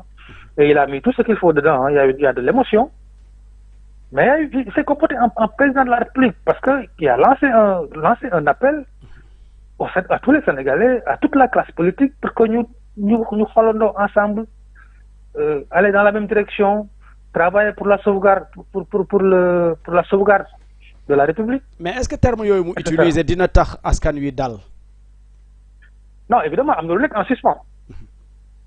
Li nekk en suspens mooy soo xoolee la première partie de son discours. Hein? am na ko moom. La première partie de son discours pour nous tous les observateurs xam nañ ne li fi xewoon temps yi moo tax te li fi xewoon dafa ko jiite muy Ousmane Sonko. Et il a dit je ne transigerai pas avec les fossoyeurs de la République. loolu la commencé discours am mais loolu la tëjee aussi. bi muy tëj discours bi dafa ne fii ak le 2 avril bi nga xam ne ci laay joxe nguur gi ki may wutu. dinaa def sama kem kattan mooy je veillerai avec fermeté au respect des décisions de justice. foofu la dafa la commencé fa la tëjee. donc ce qui me fait penser que il est dans une logique en tout cas de tout faire pour que Sonko ne participe pas aux élections et même d'aller au-delà parce que j'ai peur wala boog j'ai le pressentiment que Sonko y a encore d'autres procédures yu koy xaar. Bon, au vu de ce qui s'est passé, quelle sera maintenant la réaction des partisans de Sonko? Est-ce que nous avons fait des côté de Sonko, notamment les jeunes, est-ce qu'ils vont accepter l'élection c'est un champion de beaucoup? C'est une grande interrogation. Mais amna fu mu waxé tamit ci biir discours bi ma main demeure tendue pour un Sénégal de bâtisseurs et non de casseurs. Il l'a dit, c'est vrai. Ça peut tempérer un peu cette ardeur guerrière avec laquelle il a démarré. Mais comme je dis, la femme faut commencer le discours, la femme aussi faut terminer le discours. Malgré sa main tendue, mais j'ai l'impression que sa main tendue, bon, sa main est tendue pour une certaine catégorie de la classe politique. Mais dans le cas de Sonko, il a été clair. Sans le nommer, hein, il a été précis et clair. Il a dit je ne transjugerai pas. Transjuger de femme sens. Avec transjuger, moi, am baï. N'est-ce pas? Oui. Donc je ne transjugerai pas avec les fossoyeurs de la République. Ce serait trahir mon serment républicain. Am na question bi ma posé léegi suñu naataangoo bi fi jóge léegi di Bakary Domingo Mané. dam ko ne est-ce que Macky dafa bëgg a wax ni que man du ma bokk wante kii du Ousmane Sonko aussi dama koy yóbbaale du bokk. Ah, on peut valablement tirer cette conclusion, je pense. En tout cas, si on regarde déroulé xam nga soo xoolee discours bi la première partie du discours, c'est-à-dire pendant 18 minutes. Yep, pour mon coup, axé sur ce qui s'est passé, sur la violence, oui. Sur évidemment la main tendue à la classe politique, pour que nous ayons une classe, une Sénégal de bâtisseurs et non un Sénégal de casseurs. Donc toute la première partie, c'est la partie la plus longue. Moi, je faut consacrer. À la fin, à la conclusion aussi, il est revenu sur ça. Ouais. Donc je peux en déduire que Mom Bokul, il a dit aujourd'hui, mais il va tout faire aussi pour que Ousmane Sonko ne passe pas aux élections. Et je dis, j'ai le pressentiment, parce que Sonko, depuis un moment, les sorties des ministres de son gouvernement, des porte-parole, en tout cas du ministre de la Justice, du ministre des Affaires étrangères, du ministre des Forces armées, Sidiki Kaba, du porte-parole du gouvernement, Abdou Karim Fofana, mais toutes leurs sorties visent à accréditer l'idée selon laquelle il y a eu quasiment des attaques terroristes au Sénégal. Macky Sall keroog aussi ci clôture dialogue bi nee na li xew au Sénégal peut être assimilé à une attaque terroriste. Et puis, comme je dis, la plus grande partie de son discours ci loolu la ko consacré, bien qu'il était attendu sur autre chose. Donc ça me fait penser que il est déterminé en tout cas à faire en sorte que Sonko ne passe pas aux élections. Mais si di décision bi mu déclaration bi mu def tey ji aussi est-ce que du jaxase lii di Benno Bokk Yaakaar ndaxte on est à 7 mois de la présidentielle ba léegi mënuñu xam kuy candidat est-ce que yéexu ko def aussi? Non, évidemment yéex na ko def trop. Parce que candidat buñ ko mën a préparer si 5 mois 6 mois. Mais justement xam nga dafa am Martine Aubry. Je pense que nous savons qui a été ministre français très en vue. Dafa ne woon un président de la République, ça se sème au bon moment. C'est-à-dire, si vous voulez récolter, mais il faut que vous à temps. Nous à 7 mois. Aujourd'hui, quel que soit le cas de figure, quelle que soit la figure au sein de Benno Bokk Yaakaar, il y a forcément du mécontentement. Si tu prends, bon, aujourd'hui, il y a Amadou Ba. Il y a Amadou Ba. Et il fait pas à côté d'Amadou Ba, il y a Abdoulaye Daouda Diallo. Aussi, bon, les gens disent qu'il a des ambitions. Mais quand tu dis en tout cas, il risque d'avoir une cassure au sein de Benno Bokk Yaakaar parce que c'est difficile en 7 mois de fédérer tout le monde autour de soi. Maintenant, ce qui peut tempérer l'ol, ce qui peut tempérer moi, bu fekkee ñoom nekk nañ dans une logique de conservation du pouvoir, il faut que ñu teer seen ego. Xam nga ne kuñ fi mënta teg aussi ñu jàppale ko mooy seen intérêt ñoom. Parce que bu ñu xaajaloo, ça va être compliqué. Je rappelle que l'élection législative yi ñu génn, Benno Bokk Yaakaar qui était parti sans Macky Sall, Benno Bokk Yaakaar, ils ont fait 43%. Ils ont eu 43%. 43% soo ko defee, tu vas au deuxième tour. Et quand tu vas au deuxième tour, avec un pouvoir sortant, ça va être un référendum contre toi. Il y a de fortes chances en tout cas. Maintenant, est-ce que nous avons aujourd'hui quelqu'un au sein de la paire, vous pouvez fédérer au moins ce score-là, de 43%? Ça, moi je pense que des doutes sont permis. Parce que je pense que le président aurait dû faire son choix depuis très longtemps. Au début, peut-être, les gens peuvent contester, mais avec le temps, ça va souder un peu toutes les rancœurs. Et que les gens, finalement, la raison va finir par triompher. Mais bon, à 7 mois, donc ça va mettre un choix par défaut, en fait. Donc, on a un soubre sauf. Ah non, moi je pense que Benno Bokk Yakaar, déjà avec Benno Bokk Yakaar, c'est pas que la paire. Aujourd'hui, le Parti socialiste qui est dans Benno Bokk Yakaar, écoute, il y a une figure socialiste qui va être candidat, c'est Khalifa Sall. Quelle sera l'attitude du Parti socialiste vis-à-vis de Khalifa Sall? Quelle sera l'attitude des partis de gauche vis-à-vis aussi de Khalifa Sall? Ça, je pense, c'est des questions. Mais Benno Bokk Yakaar, APR, en tant que parti politique, depuis que Macky Sall est président, il n'y a jamais eu de numéro 2. Donc, toutes les têtes qui ont émergé à un moment, mais Macky les a coupées. Si dernière question, moi donne une soleil souvent. Bon, la une, forcément, ça va porter sur la décision du président. Hein? Donc, c'est ça qui va porter. Bon, maintenant, le comité de rédaction ne s'est pas encore réuni pour travailler vraiment sur le titre de une, mais bon. Forcément, ça va être... Évidemment, on va se féliciter de cette décision, quand même, qui est une décision qui remet le Sénégal à l'endroit. Parce que ñëpp ñu doon xaar dëkk bi tàkk ñëpp ñu doon xaar mu am ay jafe-jafe. Mais je pense que quand même lii dina xaw tempérer tout quoi tension bi. Jërëjëf Sidi Diop. di fàttali merci Hadia merci waaw Hadia c'est bon. Codé Ndiaye dégg nga Sidi Diop.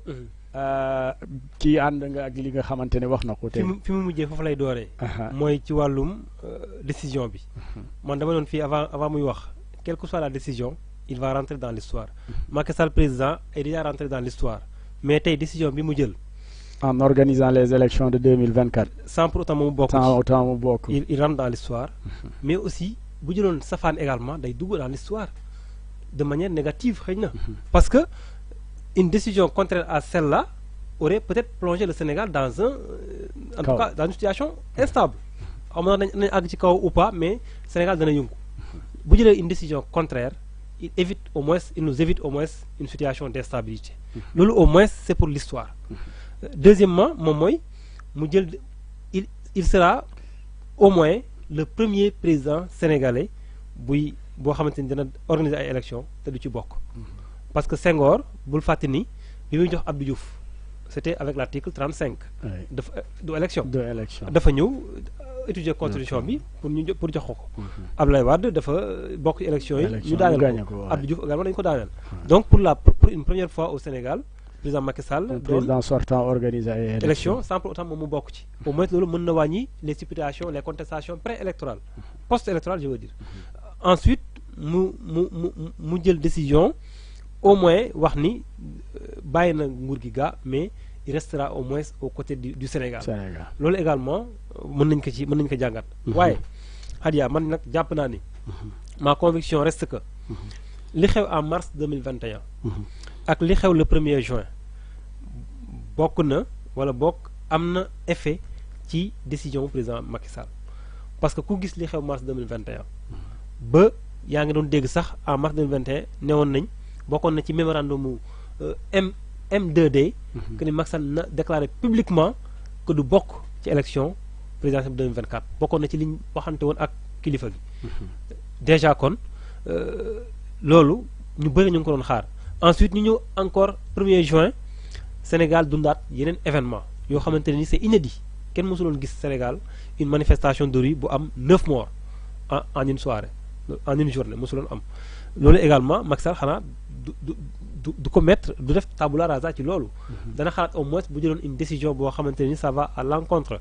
en tout cas de ce que beaucoup de Sénégalais attendent lim nar a jural Sénégal moo tax ma ni waa APR bi ñuy def seen i mobilisation seen i kii ma ne c'est vrai que c'est des responsables politiques yu bëgg yu am seen i yéene mooy man yow ma ne Hadia yow laa bëgg nga nekk candidat waaye yow sa destin Hadia bokkul ak ñun suñu destin yow président de la République la sa décision bokkul ak ñun suñu décision quand les responsables de l'APR def ay meeting di investir président Macky Sall nga gis 500 mooy comme li Babacar Gueye wax sànq 515 mètres ñoo ne ko yaay suñu candidat loolu mu njuuy ci leen loolu c'est des sorties politiques c'est une action politique mu ñëw njuuy leen la mu tax lu tax mu njuuy leen c'est plus fort que seen demande bii parce que le président Macky Sall met en avant l'intérêt du Sénégal te man dama mos a jàpp ne intérêt Sénégal bokk na ci président Macky Sall Macky Sall taxaw wax ni du bokk élection 2024 parce que à la fin de la journée moom la ñu demandé ay comptes responsable politique muy DG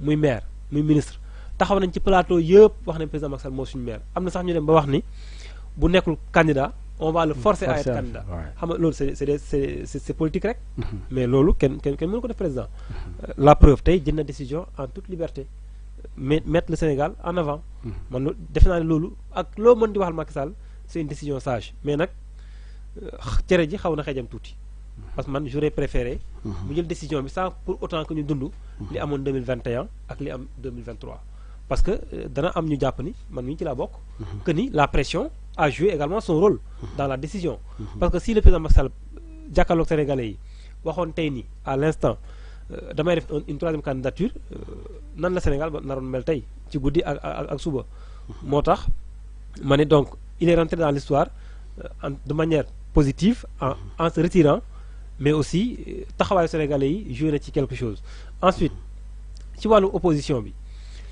defe naa ne ñoom également am na fu ñu xaw a fay tuuti mooy que ni ils ont trop misé sur une candidature de Macky Sall ba sax ñoom fàtte seen i ay programme ak seen i ay plan alors que pour une certaine opposition dañu amoon yaqin ne président Macky Sall day nekk candidat mais donc ñoom normalement ils doivent revoir leur copie mais justement moo tax ma ne defaraatu gi ce sera de part et d'autre aussi bien pour Benno Bokk Yaakaar et comme pour l'opposition parce que pour opposition également Macky Sall déjoué na ay plans yu bari parce que man gëm naa ni am na opposition boo xamante ne nii dañ amoon yaqin ne Macky Sall dafay bokk ci élection yi maintenant il faudra que également ñoom ñu xoolaat seen i stratégie parce que Ousmane Sonko mel ni Ousmane Sonko tey amaan na mën na bañ a bokk ci élection yi mais tey opposition bi y a pas que Ousmane Sonko Khalifa Sall ma nga fa Karim Wade ma nga fa Déthié Fall ma nga fa au sein de Yewwi y a des candidatures qui sont déclarées ñooñu également danañu xoolaat seen taxawaay parce que ils auront à faire face à une candidature boo xamante ne nii xaaruñu ko woon amaana par exemple si quelqu'un est choisi au sein de Benno Bokk Yaakaar du doon koo xamante ne nii opposition daf ko xaaroon moo tax ñoom également il faut que ñu planifier seen i ay actions en fonction de cette nouvelle candidature ça également il faut que opposition bi jël ci compte mais en tout état de cause nous avons aujourd'hui une opposition également éclatée parce que wax naa fii nii. Elle n'est pas éclatée mais je veux dire on peut constater quand même que Ousmane Sonko est esselé il est isolé par rapport aux autres. waaw mais xam nga dynamique bi ñu amoon en 2012 ci opposition bi amul en 2024.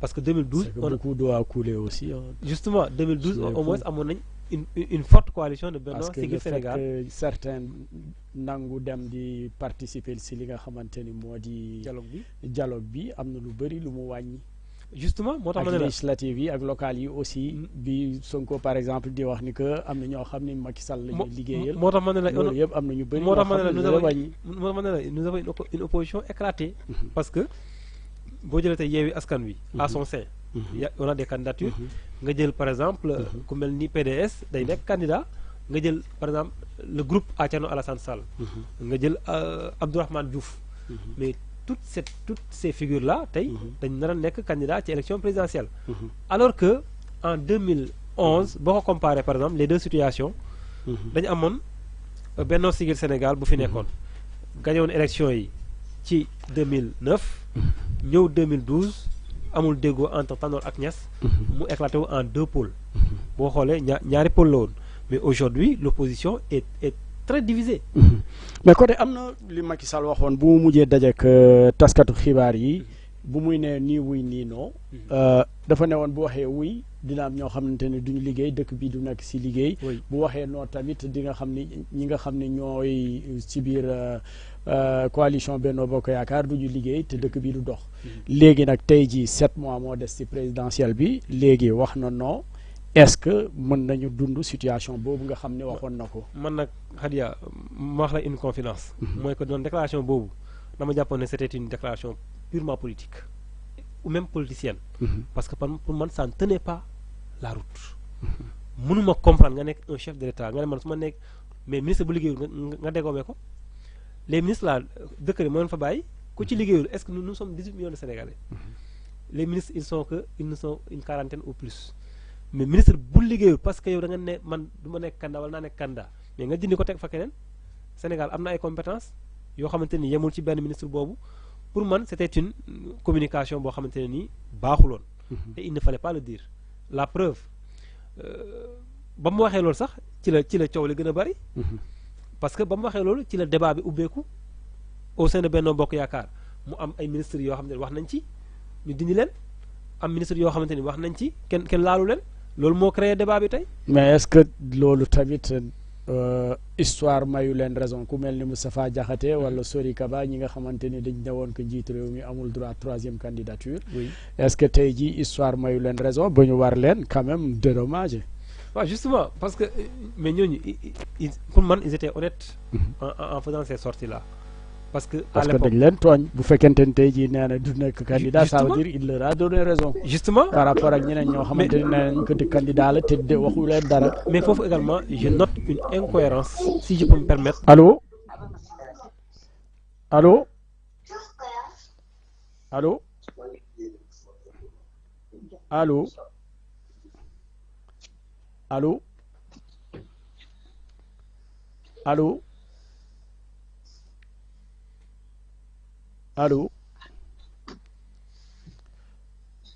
ok di fàttali rek mbokk ñi que mun ngeen participer ci débat bi en appelant au numéro 77 642 45 33 bu dee WhatsApp tamit 77 642 45 33 rawatina ñi nga xamante ni ñoo ngi bitim réew bu ñu bëggee participer ci émission bi mën ngeen woote rek ci numéro bi di 77 642 45 33 Codé Ndiaye yaa ngi doon wax que ñooñu. waaw mais ñooñu tey en tout cas les faits leur ont donné raison d'ailleurs foofu man j'ai noté une incohérence si je peux me permettre ci en tout cas raisonnement au président parce que président moo ne woon c'est moi qui ai commandé cette constitution ma def de sorte que mandat yi ñu yemale ko à 2 la durée des mandats constitution 2001 nga xamante ne boobu constitution la boobu du révision Abdoulaye moom moo ko commandé woon boobu moo lijjanti woon ba noppi la question de la durée des mandats fi Sénégal amee instabilité moom mooy le nombre de mandats foofu Wade def na 7 ans def 5 ans Macky def 7 ans 5 ans foofu y a une instabilité moo tax constitution bu ñëw da ngay wax ci durée quinquennat septennat c'était ça en réalité. Allô allô allô dafa mel ni kooku dem na vas-y continue. moo tax ma jàpp ne man ànduma ak président ci li mu wax ni maa ngi retiré wu waaye constitution bi may na ma bokk constitution bi mayu ko mu bokk xam nga lu tax la constitution la révision de 2016 s'occupait plus de la question de la durée en tout cas du mandat moom mooy mandat bi septennat wala quinquennat président moo ñëw parce que 2008 boo fàttali ko après constitution wu 2008 président Abdoulaye Wade dafa ñëw laalaat constitution bi jël septennat bi def ko quinquennat Macky Sall ñëw dëggal quinquennat boobu moo tax Wade def 5 ans en 2007 2012 Macky Sall ñëw dëggal quinquennat boobu yemelaat ko encore ci 2 donc 2 mandats yi moom dafa mës a nekk loo xamante ni yéene la ci depuis 2001 moo tax quand la question s'est posée ma ne président Macky Sall def na 2 mandats y a pas de doute que ne 2 mandats soo bëggee dalal bi ñuy waaj a dégg mais question bi moo nekkoon ñaata at lay def ci mandat bi Macky bi mu ñëwee dafa ne léegi xam nga dañu doon 7 ans 5 ans Macky ñëw ne léegi 5 ans la léegi te sax comme Wade dafa ne woon 5 ans boobu mën nañu ko def par révision assemblée. am na ku nekk si ligne bi allo. allo salaamaaleykum. waaleykum salaam. naka ngeen def. ça va madame nga présenté wu rek wax ñu fooy wootee. man maa ngi wootee Dakar Sodo Mbuub laa tudd ñu may wax madame Fall présidente Massif. ah madame Fall na ngeen def. mi ngi fi alhamdulilah yéen a ngi si jàmm. mi ngi si jàmm waaw. alors yéen vendredi bële passé newoon ngeen ni que njiitu réew mi mooy seen candidat tey jii mbetteel am na de. non mbetteel amul. ah yéen newoon ngeen bu buggul dem sax day dem par force. yéen waaw dañuy continuer de duñu bàyyi de suñu demee nag ba tële parce que xam nga doom moom waajur dina taxaw ne du ma def lii mu def lu mu mën ñaan pour mu continuer suñu tëlee nag ñu door a suivre rek ki nga xam ne moom la teg ñu topp ndigalam gunge kooku. mais moom le principal concerné nee na bokkul kay xanaa yéen it da ngeen di bàyyi. non duñu bàyyi dañuy continuer rek wax li ñuy wax moom ñun suñu bëgg-bëgg mooy moom mu dem mooy moom bëgg-bëggam mooy mu bàyyi. loolu ça veut rien dire dañuy continuer ñaan rek continuer xeex pour mu nekk suñu demee nag ba tële comme mooy kilifa bi mooy suñu kilifa. ñu daal di gunge rek ci mu fi teg. ñu topp ci ndigal bi. bi nga déggee déclaration bi ban sentiment nga ci am. dama am sentiment bi ma am mooy dama kontaan. malgré que neexuma bëgguma woon mais xam nga lu tax ma kontaan. lii mooy wane bëggam ci Sénégal. dañu leen koy wax chaque jour xam nga ñun bu ñu demee ba ne moom la ñu bëgg mu sampuwaat parce que dañu évaluer tey li mu def wane na grandeur am. wane na mbëggeelam ci sénégalais yi wane na cofeelam wane na taxawaayam ci Sénégal lii ku bëgg a defar réew rek moo ko mën a def. parce que réew mi dañu taxaw ñii ne day am ñii ne du am. jéemu la sax natt teg balance pour xam ñi wax ne day am ak du am moom jàmm am rek moo ko ñor. kon ñun ñu ngi sant yàlla ak lu mën a am rek ki nga xam ne moom la ñu ne moom la tey wane na grandeur am ci àdduna bépp. mais ndax yaakaaroo ni que jafe-jafe dina am ngir tànn kenn ngir nekk seen candidat yéen. non jafe-jafe mënul am parce que xam nga lu tax kilifa moom ak nu mu mun a demee bu waxee ne xool leen fii rek foofu la ñëpp di xool. d'accord moom la ñu bëggoon mu dem mais su demee tey ba nañu kii laa tànn kooku mooy yiitu rek ñëpp topp ci loolu rek la amul benn jafe-jafe. jërëjëf ñoo ngi lay gërëm di la sant madame Fall. merci beaucoup maa ngi leen di remercier bu baax. dégg nga li madame Fall wax est-ce que yow demoon nga couvrir li nga xamante ne moo di seen manifestation bu ñuy investir Macky Sall tey ji nee na ñoom amuñu ci mbetteel dañ ci kontaan est-ce que loolu aussi c'est pas contradictoire. waaw justement man xam naa ne si ñoom tey ñu bëri danañ am mbetteel parce que ils étaient convaincus que ne président Macky Sall mën na jël seen choix ñoom mais xam naa ni cofeel la woon ak bëgg seen bëgg-bëgg ils en ont le droit man mosuma c'est-à-dire dama jàpp ne képp ku ne man lii laa bëgg ci politique dama la koy nangul mais après décision bi ki koy jël man kooku lay xool. parce que tey président Macky Sall bu xooloon par exemple ñi ko investir yëpp par exemple Massif ne nañ ma bokk. les femmes ne nañ ma bokk léegi damay bokk. damay bokk. mais en général conséquences yi buy ñëw ñooñu doo leen gis. en réalité tout ce qui a invité Macky Sall à faire une troisième candidature saa su yëngu-yëngu amee man am naa fii problème pour wax ak un homme politique de l'APR ou de Benno Bokk Yaakaar en mars 2021. parce que koo woo ba mu jox la accord am sax au dernier moment danaan la. sama famille nee nañ ma bu ma wax kon la situation était dramatique moo tax je comprends la réaction de madame Fall une réaction de militante de responsable qui voulait une chose pour son leader et que cela ne s'est pas réalisé mais réaction naaw naa ko trop parce que wax na ko avec philosophie mais gëm naa ne li mu wax ni également que ni danañ ko topp buñ ko toppee également foogu ma ne man jàpp ma ne président Macky Sall dana revenir sur cette décision là amul benn homme politique wala benn responsable politique bu mën a faiblir Macky Sall ci décision bii nii parce que c'est une décision comme je dis souvent historique également quoi qu'on puisse dire. Et du moment qu'il a dit aussi que code d'honneur la am donc warul mën a delluwaat ci les mots sont trop forts comme on dit quoi le respect de la parole donnée mënu ci delluwaat effectivement donc du nekk lu yomb Codé am na benn kuréel ay journalistes ñoo si nekkoon ñu daal di signer pétition comme quoi que su ma mënee am Moussa Ngom en ligne s'il vous plaît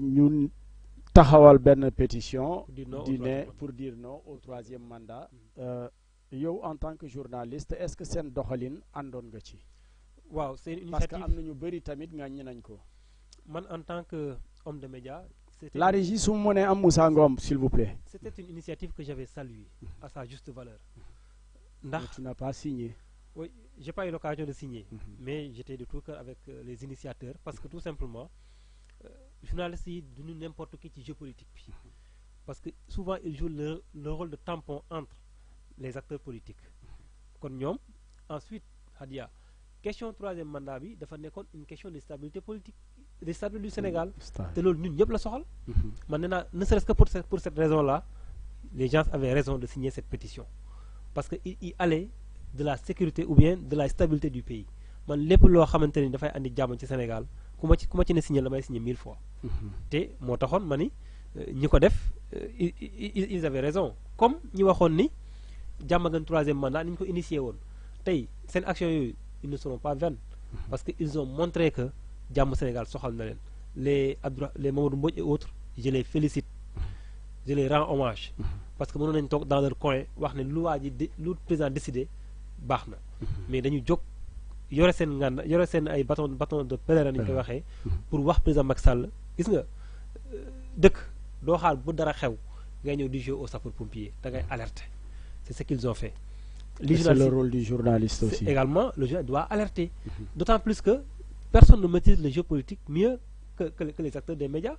Parce que ñoom ñooy saafonteeg homme politique yi en coulisses yow xëy na am na yow loo xamante nii xam nga ko ak homme politique loo xamante yow doo ko wax fii. Donc pour man stabilité réew mi également dafa war a soxal les hommes de médias parce que on nous reproche souvent de faire des choses qui peuvent en tout cas créer le chaos au Sénégal. bu ñu mënee également def des actions yoo xamante ni mën na andi dal ci réew mi mais pourquoi pas. moo tax j'avais salué ces initiatives là parce que taskatu xibaar yi c'est des membres entiers de la société. Codé Ndiaye F24 tey jii mission am war na jeex wala war nañu mën a continuer parce que ñoom dañu ne woon tout sauf Macky Sall à la 3e candidature. ci présidentielle 2024. dafa regroupé woon 180 organisations. mu am ay politique ak ay non politique. pour man les organisations politiques. nañ fa gaaw génn dem liggéey ceux qui sont restés apolitiques muy la société civile ak les personnalités indépendantes bu leen neexee ñu des fa parce que on aura besoin de Hadia jouer rôle de garde mais bien sûr nous acheminons vers une élection présidentielle 2024 te ñoom seen rôle dafa am solo élection présidentielle ku nekk xam na ni souvent c'est des sources de tension de contestation post ak pré-électoral ñoom baax na ñu des fi comme ay sentinelles de la démocratie pour continuer à jouer leur rôle parce que ci seen plateforme il y avait pas que la candidature. mais moo jiitu woon mais moo ci jiitu woon. et occupé woon na ci des yëpp ñambaas la rek. waaw ñambaas la mais tey man jàpp naa ni mën nañu amal réew mi njëriñ moo tax ma ne F24 ña fa nekk doon ay organisation politique qui aspire à gérer le pays mën nañu génn dem liggéey fexe ba bokk wuti parrainage ainsi de suite. dinañu mën a génn wala dañu war a génn. non pour parce que y a une nuance. pour man ils doivent sortir de cette en tout cas de cette structure. Pour man ils n'ont plus en tout cas les raisons valables pour rester là-bas. bu ñu fa desee day mel ni dañuy nekk société civile. te F24 li koy tax a jóg moom mooy fexe ba ñu am des élections apaisées fexe ba fichier bi nekk ci ay normes fexe ba la classe politique mu am dal loolu ñoom seen rôle la.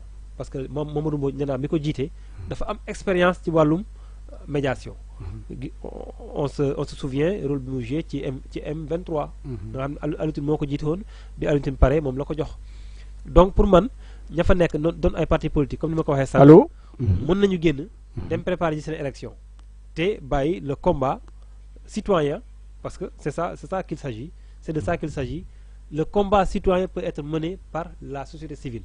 Le combat politique c'est autre chose ña fa nekk doon ay parti rek waaye nañ génn fexe ba wuti lu ñu am ci wàllum politique. Voilà. lan moo war a doon taxawaay Macky Sall tey jii nag tey si lan la war a nekk nga xalaat.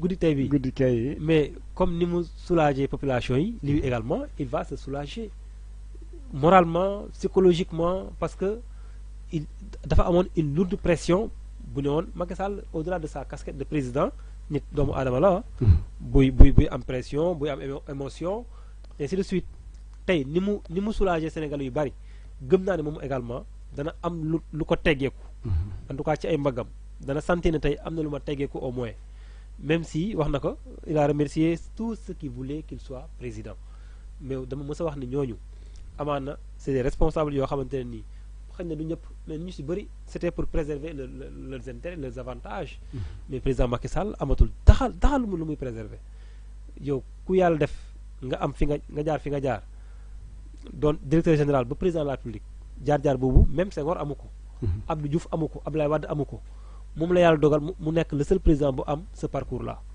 malgré que nekk jeune jaar fi mu jaar yëpp mais kooku bu demee ba nekk président Sénégal desalu ko dara moom au contraire moom moo desaloon Sénégalais yi te tey wane na ni moom moo desaloon Sénégalais yi ba tax mu jël cette décision bi mu jël.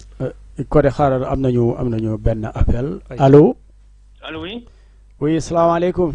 maaleykum salaam. doyen Mandiaye. waaw bonjour. na ngeen def. sant yàlla alhamdulilah. ça va bien yaa ngi si lavalleyinfo.com. déglu nga déclaration président de la république bi mu def. waaw mais ay at si ginnaaw newoon na bu ma waxee nii oui nii non. dara du dox si Sénégal. est-ce que tey jii 7 mois yu des ci élection présidentielle bi. dina am lu dox wala dina am lu dul dox d'abord première question. di fàttali ne rek yow chroniqueur nga. waaw chroniqueur nag dafa fort ci man. nee na observateur moom nga yow yaay bañ nga. nee na observateur la ñi la xam nañ ni chroniqueur nga. waaw ma tontu ci question bi. d'abord je suis très très très content. maa ngi bokk ci ñi nga xam ne. ne woon naa tant que dégguma ko ci làmmiñam du ma ne dina présenté wu. et aujourd'hui Dieu merci Dieu m'a donné raison. parce que mun loo toj gémmiñu sàmm te xam loolu mu walis loolu la wolof Njaay di wax. donc je suis heureux qu'il ait pris ce truc là parce que lii moo koy honoré. en tout cas pour moi je le félicite d'avoir pris cette décision honorable. donc li des maintenant c'est-à-dire moom comme léegi génn na ci langue gi il va diriger le pays selon les règles kenn dootu ko jam ci dara parce qu'il n'est plus adversaire de personne d'autant plus que il n'est plus candidat.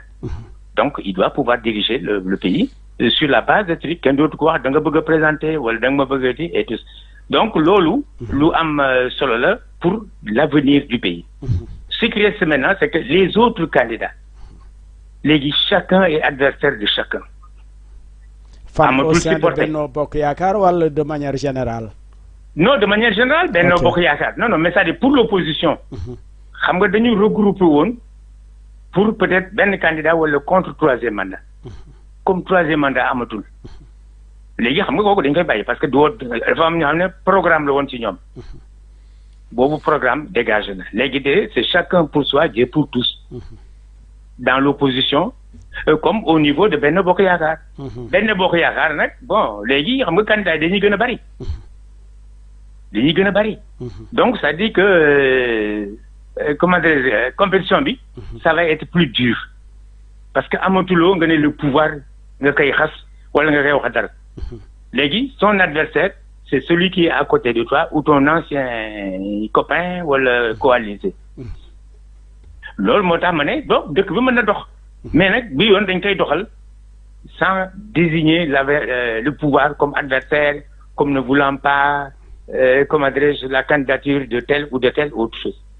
léegi ñëpp a bëgg nekk président bon alors bon la compétition est là chacun pour soi Dieu pour tous.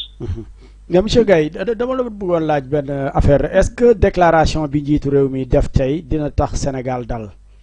tax te xam nañu période yu ñu dépassé yii nii yëpp xiiroo bi ŋaayoo bi bëri na fi ak fitna bi bëri na fi ndax li mu génn bu mu génn tey ji nekk du candidat dina xaw affaire yi dina xaw a tasewu. non normalement dina xaw a tase parce que ñoom ñëpp c'est-à-dire c'était lui l'adversaire de tout le monde. troisième mandat moo doon le prétexte pour tout le monde. léegi y a plus de troisième mandat. donc normalement c'est-à-dire que ban raison la nit ñi mën a am pour mën a taal dëkk bi wala yooyu dañ ko doon taal parce que Macky dafa bëgg a nekk candidat. mais dañ doon wax ñenn ñi dañ doon wax Macky du bokk Sonko dina bokk. est-ce que waaw d'accord non tegul ndigg sërëx léegi Macky moom bokkam. moo jël initiative bokkatul. donc il n'est plus adversaire de personne. donc les adversités c'est entre ñoom seen biir. et des adversaires forts risquent de sortir aussi. Parce que tu as vu déjà Abdou Mbaye, il a félicité le président.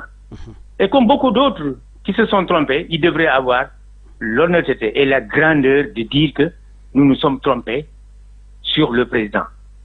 En tout cas, c'est inédit quand même. Hein? Mais c'est inédit. Président sortant d'organiser élection, de beaucoup. C'est rare. C'est la première fois. Ici Sénégal, c'est la première fois. C'est la première fois. C'est-à-dire qu'il a réussi beaucoup de premières fois. Peut-être c'est la main de Dieu.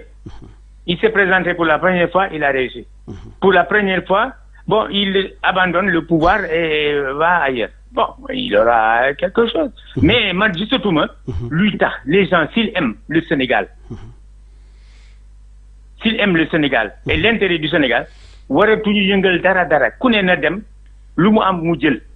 Le peuple sénégalais va décider qui sera le président avec les urnes.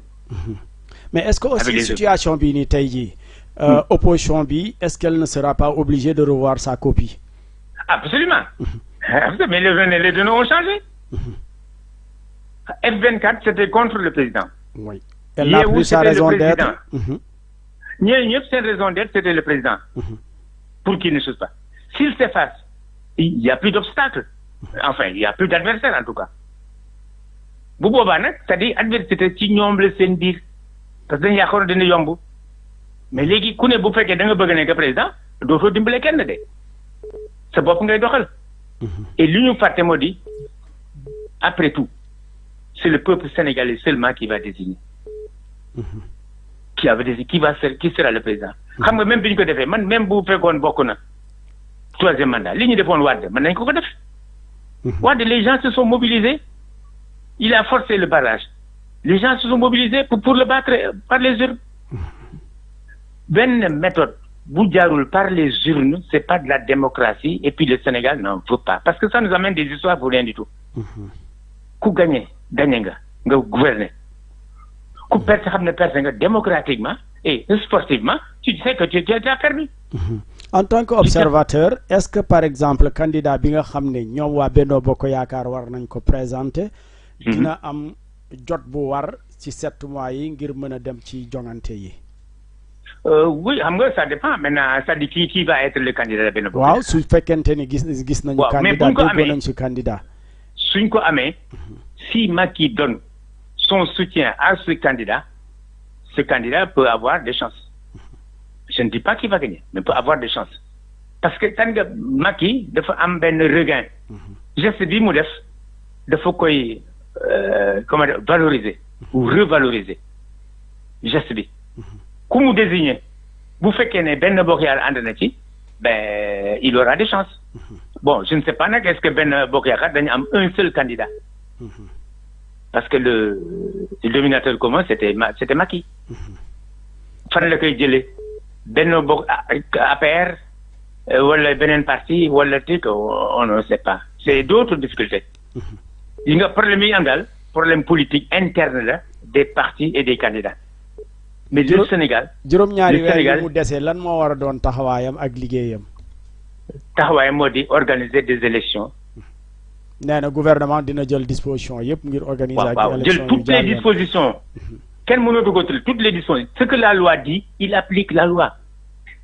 ñëppay toog ñu ne lii la loi bi wax nañ appliquer loolu. bu boobaa. donc duñu ko am duñu koy ñaañee wala te parce que il n'est pas candidat donc mënu faralul kii wala faralul kale. jërëjëf. donc loolu moo di que Sénégal mën na ci am chance mais nag bu boobaa les troubleurs à l'ordre public il faut que ñu yemale leen parce que li ñu doon prétexte amatul. parce que wax nañu bàyyi Sénégal ñu vivre dund def seen truc bañ seen truc.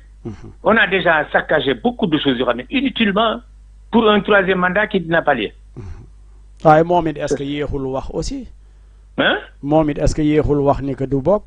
non yéex bi juste xam nga man Adia bu fekkee da nga bëgg ma wax la lu la neex.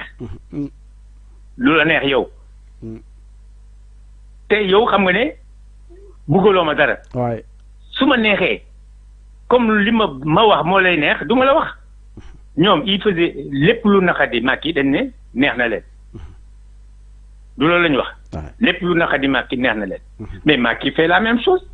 lépp lu leen naqadi. wala li ñu bëgg moom du ko def dañu bëgg mu wax. il pouvait le dire depuis mais bu waxoon aussi ça dit que ce qui va se dire la compétition va se lancer entre les gens. Le travail peut ralentir au niveau de certains trucs. Ça aussi il faut le dire parce que bu fekkee dañu ne candidat ku ne da ngay dem di wuti disons des commentaires des électeurs pour nga placer wu baax et cetera. Le travail va manquer parce que tu ne peux pas jumeler les deux. Tant que c'était le président mën nañu ko def. Parce que c'est le président moom mooy tëj ñoom duñu candidat. Mais quand le gars est candidat il faut qu'il fasse la campagne ou pré-campagne. Il faut qu'il cherche des éléments yoo xam ne moom lay lancer pour sa candidature. jërëjëf. ah ouais c'est ça loolu de moom mooy kii bi Adia. jërëjëf Mandiaye Gaye. ok merci beaucoup jërëjëf merci ñoo ko bokk observateur et félicitations là aussi. merci beaucoup merci beaucoup allez bye. côté dégg nga doyen Mandiaye Gaye.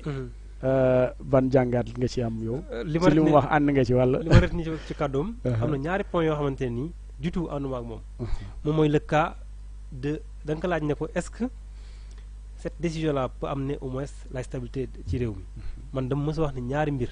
ñaari candidature moo mën a dugal Sénégal ci instabilité muy candidature Ousmane Sonko ak candidature Macky Sall on a réglé une première candidature. des na nag une autre. ku waxal yàlla rek. te gis Sénégal li muy doxee politiquement depuis quelques années nga xam ni man gëmuma ne mën nañ def une élection présidentielle sans Ousmane Sonko dëkk bi ne selaw ça c'est ma conviction wax naa ko ne gars yi ma je le dis franchement pour quelqu'un koo xam ne am nga seetlu ci politique bi une élection sans Ousmane Sonko néew ma élection du am de parce que du ma àgg foofu mais gëm naa ne élection sans Ousmane Sonko mën na andi ay yëngu-yëngu ci réew mi ça c'est une première chose. Deuxièmement, le timing. mais dem nañ fi législative liste nationale seen liste nationale demul. waaw te dara xewul. waaw xam nga loolu. xam nga loolu par exemple c'est pas un rendez-vous avec. te dañ ñëwoon que du am te fekkente ni seen liste bokkul. waaw pourtant am na. justement mais bul fàttali ne aussi ñaari élections yi duñu benn Ousmane Sonko bu nekkee par exemple député ak Ousmane Sonko bu nekk président du benn. Ensuite. ñaari prétexte yi maanaam li tax demut xoolal par exemple li tax Ousmane Sonko demut nekk député c'était des erreurs yoo xamante ne nii on l'a fait def nañ ko ci seen ay liste aussi bien pour l'opposition que pour le pouvoir loolu parce que les raisons pour lesquelles demul bokkul ak fii raisons yi tax demut c'est-à-dire fii nii présidentielle bi dafa am ay procès yu fi am te moom mu jàpp ne procès yooyu noonu maanaam c'est en tout cas dañ ko fabriquer de toutes pièces pour lui faire barrage à la présidentielle moo tax ma ne ñaari situation yi bokkuñu. Deuxièmement mooy le timing nee na timing bi baax na 7 mois yi man jàpp naa ne timing bi baaxul du tout. pour am na ku nekk si ligne bi allo. allo Moussa Ngom ñoo ngi lay nuyu. waaw ñu ngi lay fay. Moussa yéen a bokkoon ci ñi nga xamante ni ñoo defoon pétition di ne non non à la troisième candidature de Macky Sall nga nekk taskatu xibaar ngeen lancé woon pétition boobu tey jii dégg nga li njiitu réew mi wax ban jàngat nga ci am vous êtes ànd ngeen ci rafetlu ngeen ko wala personnellement ci li ma mën a wax mooy ni comme ni ma suivre discours bi rek man ak ñu ko samay ñoom sénégalais def am na ci soulagement bu ci am ginnaaw bi mu déclaré ne du doon candidat waaye xëy na tamit di xaw a regretter le fait que ñu war a toll fii ci Sénégal ci 2023 ci ñu war a kontaan ci président déclaré ne du doon candidat alors que constitution am ak kàddoom tënkoon na ko ci mënut a doon candidat donc je pense que loolu déjà baax na ci clarifier mais xëy na baax na aussi parce que mën nañu éviter leneen loo xamante ne mënoon na xew ndax li fi xew déjà rek mën nañu ko xaw a réccu donc ñun li ñu taxaw na jóg ci pétition bi ci tribune bi nga xamante ne moom la ñu bindoon. donc lii la mu bañ a jéggi frontière bii nii jëm ci troisième candidature heureusement ba defu ko mais nag il faut ñu mesurer aussi par rapport ak ni ñuy recevoir une telle décision c'est pas loo xamante ne on va le féliciter vivement pour dire que voilà il a fait ceci il a fait cela mais quand même il a eu le mérite plus ou moins de n'avoir pas forcé def forcing par rapport ak candidature bi donc loolu daal defe naa moom laa ci gën a mën a seetlu. léegi lan moo ciy topp. li ci topp rek mooy xëy na yenn aspect yi laal ci état de droit ndax am na ay nit ñu ne ci kaso bi am na ñoo xamante ne ñàkk nañu seen bakkan ci ginnaaw ay manifestation yoo xamante ne sax am na si yenn yoo xamante ne xaw na lii ak contexte bi ak li ñu doon xaar ci wàllu troisième candidature ak débat bi ci amoon donc yaakaar naa ne am na chantier yu bëri surtout chantier yi jëm ci justice yi nga xamante ne moom la ñu war a rendre ñi xëy na ñu ñàkk seen bakkan wala ñi kii leneen donc yaakaar naa ne presse bi aussi. loolu wax na ci waaw wax na ci loolu. mais yaakaar naa ne aussi comme li ñuy wax ne enquête dina am dinañ topp mbir yi il faut aussi mu am suivi ndaxte yàgg nañu ko wax du tey rek la ñuy soog a wax ne dina am décision de justice que justice dinañ ko appliquer et cetera mais il faut mu am suivi surtout par rapport ak ñi nga xamante ne ñu ngi ci kaso bi ñi nga xamante ne am nañ ay préjudice ñu am ci wàllu manifestation ñi nga xamante ne ñàkk nañ ci aussi seen bakkan ndax lim bi bëri na lool donc yaakaar naa ne aussi en tant que pays war nañ lijjanti aussi loolu donc je pense que loolu am na ci aussi am par rapport ak inclusivité ci élection yi di ñëw fexe ba ñëpp bokk comme moom ñi nekk chef d'état ñu doon ragal lu bëri mu déclaré candidature nee na bokkul na ci aussi dañ fexe ba processus bi nekk lu inclusif mën a boole ñëpp mën a bokk Sénégalais yi tànn ana kan la ñuy bëgg voter incha allah. jërëjëf Moussa Ngom ñoo ngi lay gërëm di la sant. Codé Ndiaye ay juróomi simili moo ñu dese ñu jéem ko tënk rek nii Macky jël na décision ne du bokk ci candidature am du am ci 2024 bi ci lan la war a jublu.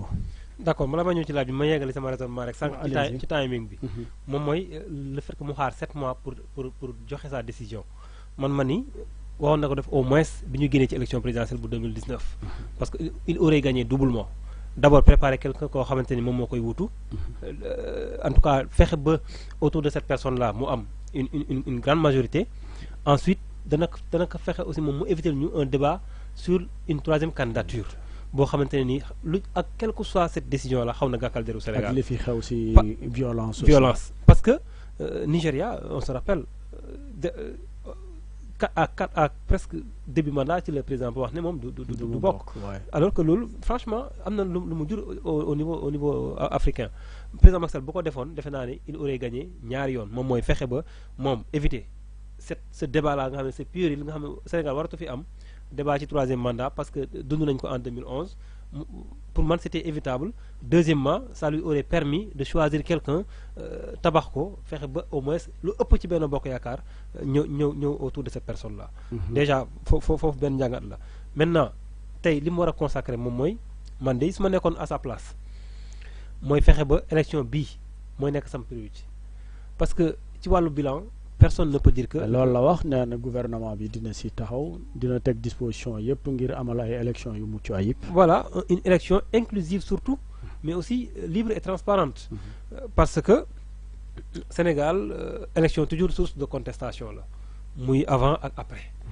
bi ci njëkk moom mooy fexe ba organisation élection bi xam nga boo xoolee opposition daa mës a wax ni nanguwuñu ministre de l'intérieur nga xam ne daa bokk ci ab parti di organiser élection yi man ne su ma nekkoon président Macky Sall ci jamono ji personnalité indépendante lay jël teg ko en temps je vais laisser le ministère de l'intérieur mais pour l'organisation ma jox ko une autorité indépendante te gis nga ni ko Wade defee woon te man dama am un profil boo xamante ne nii amaan na mi ngi ci appareil administration bi buñ ko joxoon mën na def liggéey boobu bëri na ci ensuite mu fexe ba élection bi ñëpp ku ci bëgg a bokk nga bokk ci aussi parce que le cas de Ousmane Sonko mënuñ ko passer comme ça le cas de Ousmane Sonko est-ce que dana bokk am lu bokk ba léegi questionnement la ñaari candidature moom la ñu amoon problème Sénégal mooy bosam ak bosu Ousmane Sonko est-ce que moom day dem ànd ak Ousmane Sonko dem wala day dem ànd ak Ousmane bon dafay retiré wu laa bëgg a wax ànd ak Ousmane Sonko retiré wu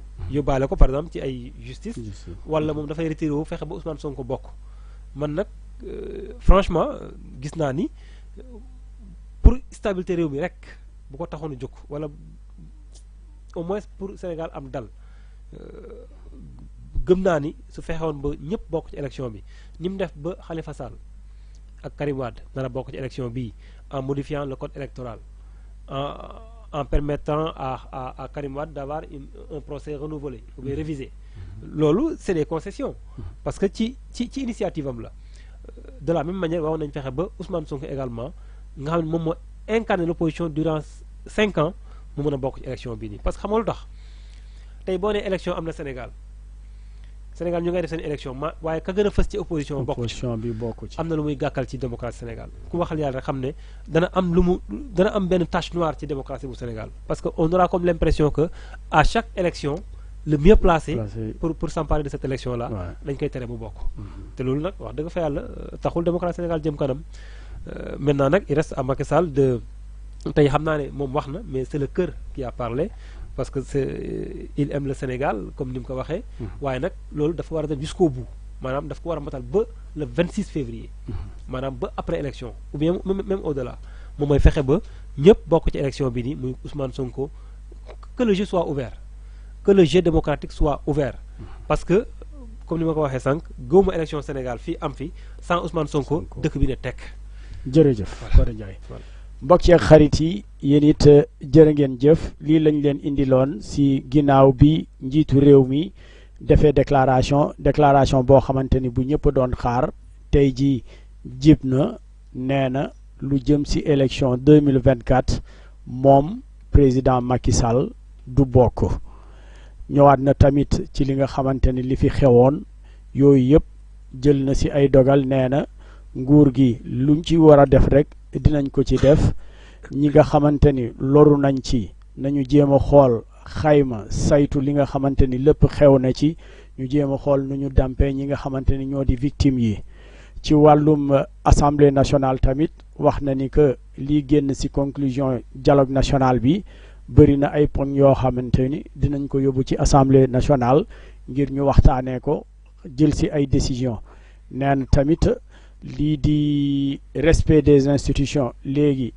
comme bokkatul ci élection yi dina ci taxaw bu baax ba li nga xam ne mooy respect des institutions moom loolu dinañ ko sàmmonteel dinañ ko doxal moo nekkoon li gënoon fës nag ci li nga xam ne déclaration bi nga xam ne def na ko moo di 2024 moom du bokk ci élection présidentielle bi ñoo ngi leen di gërëm di leen sant di leen jox dig daje ëllëg incha allah.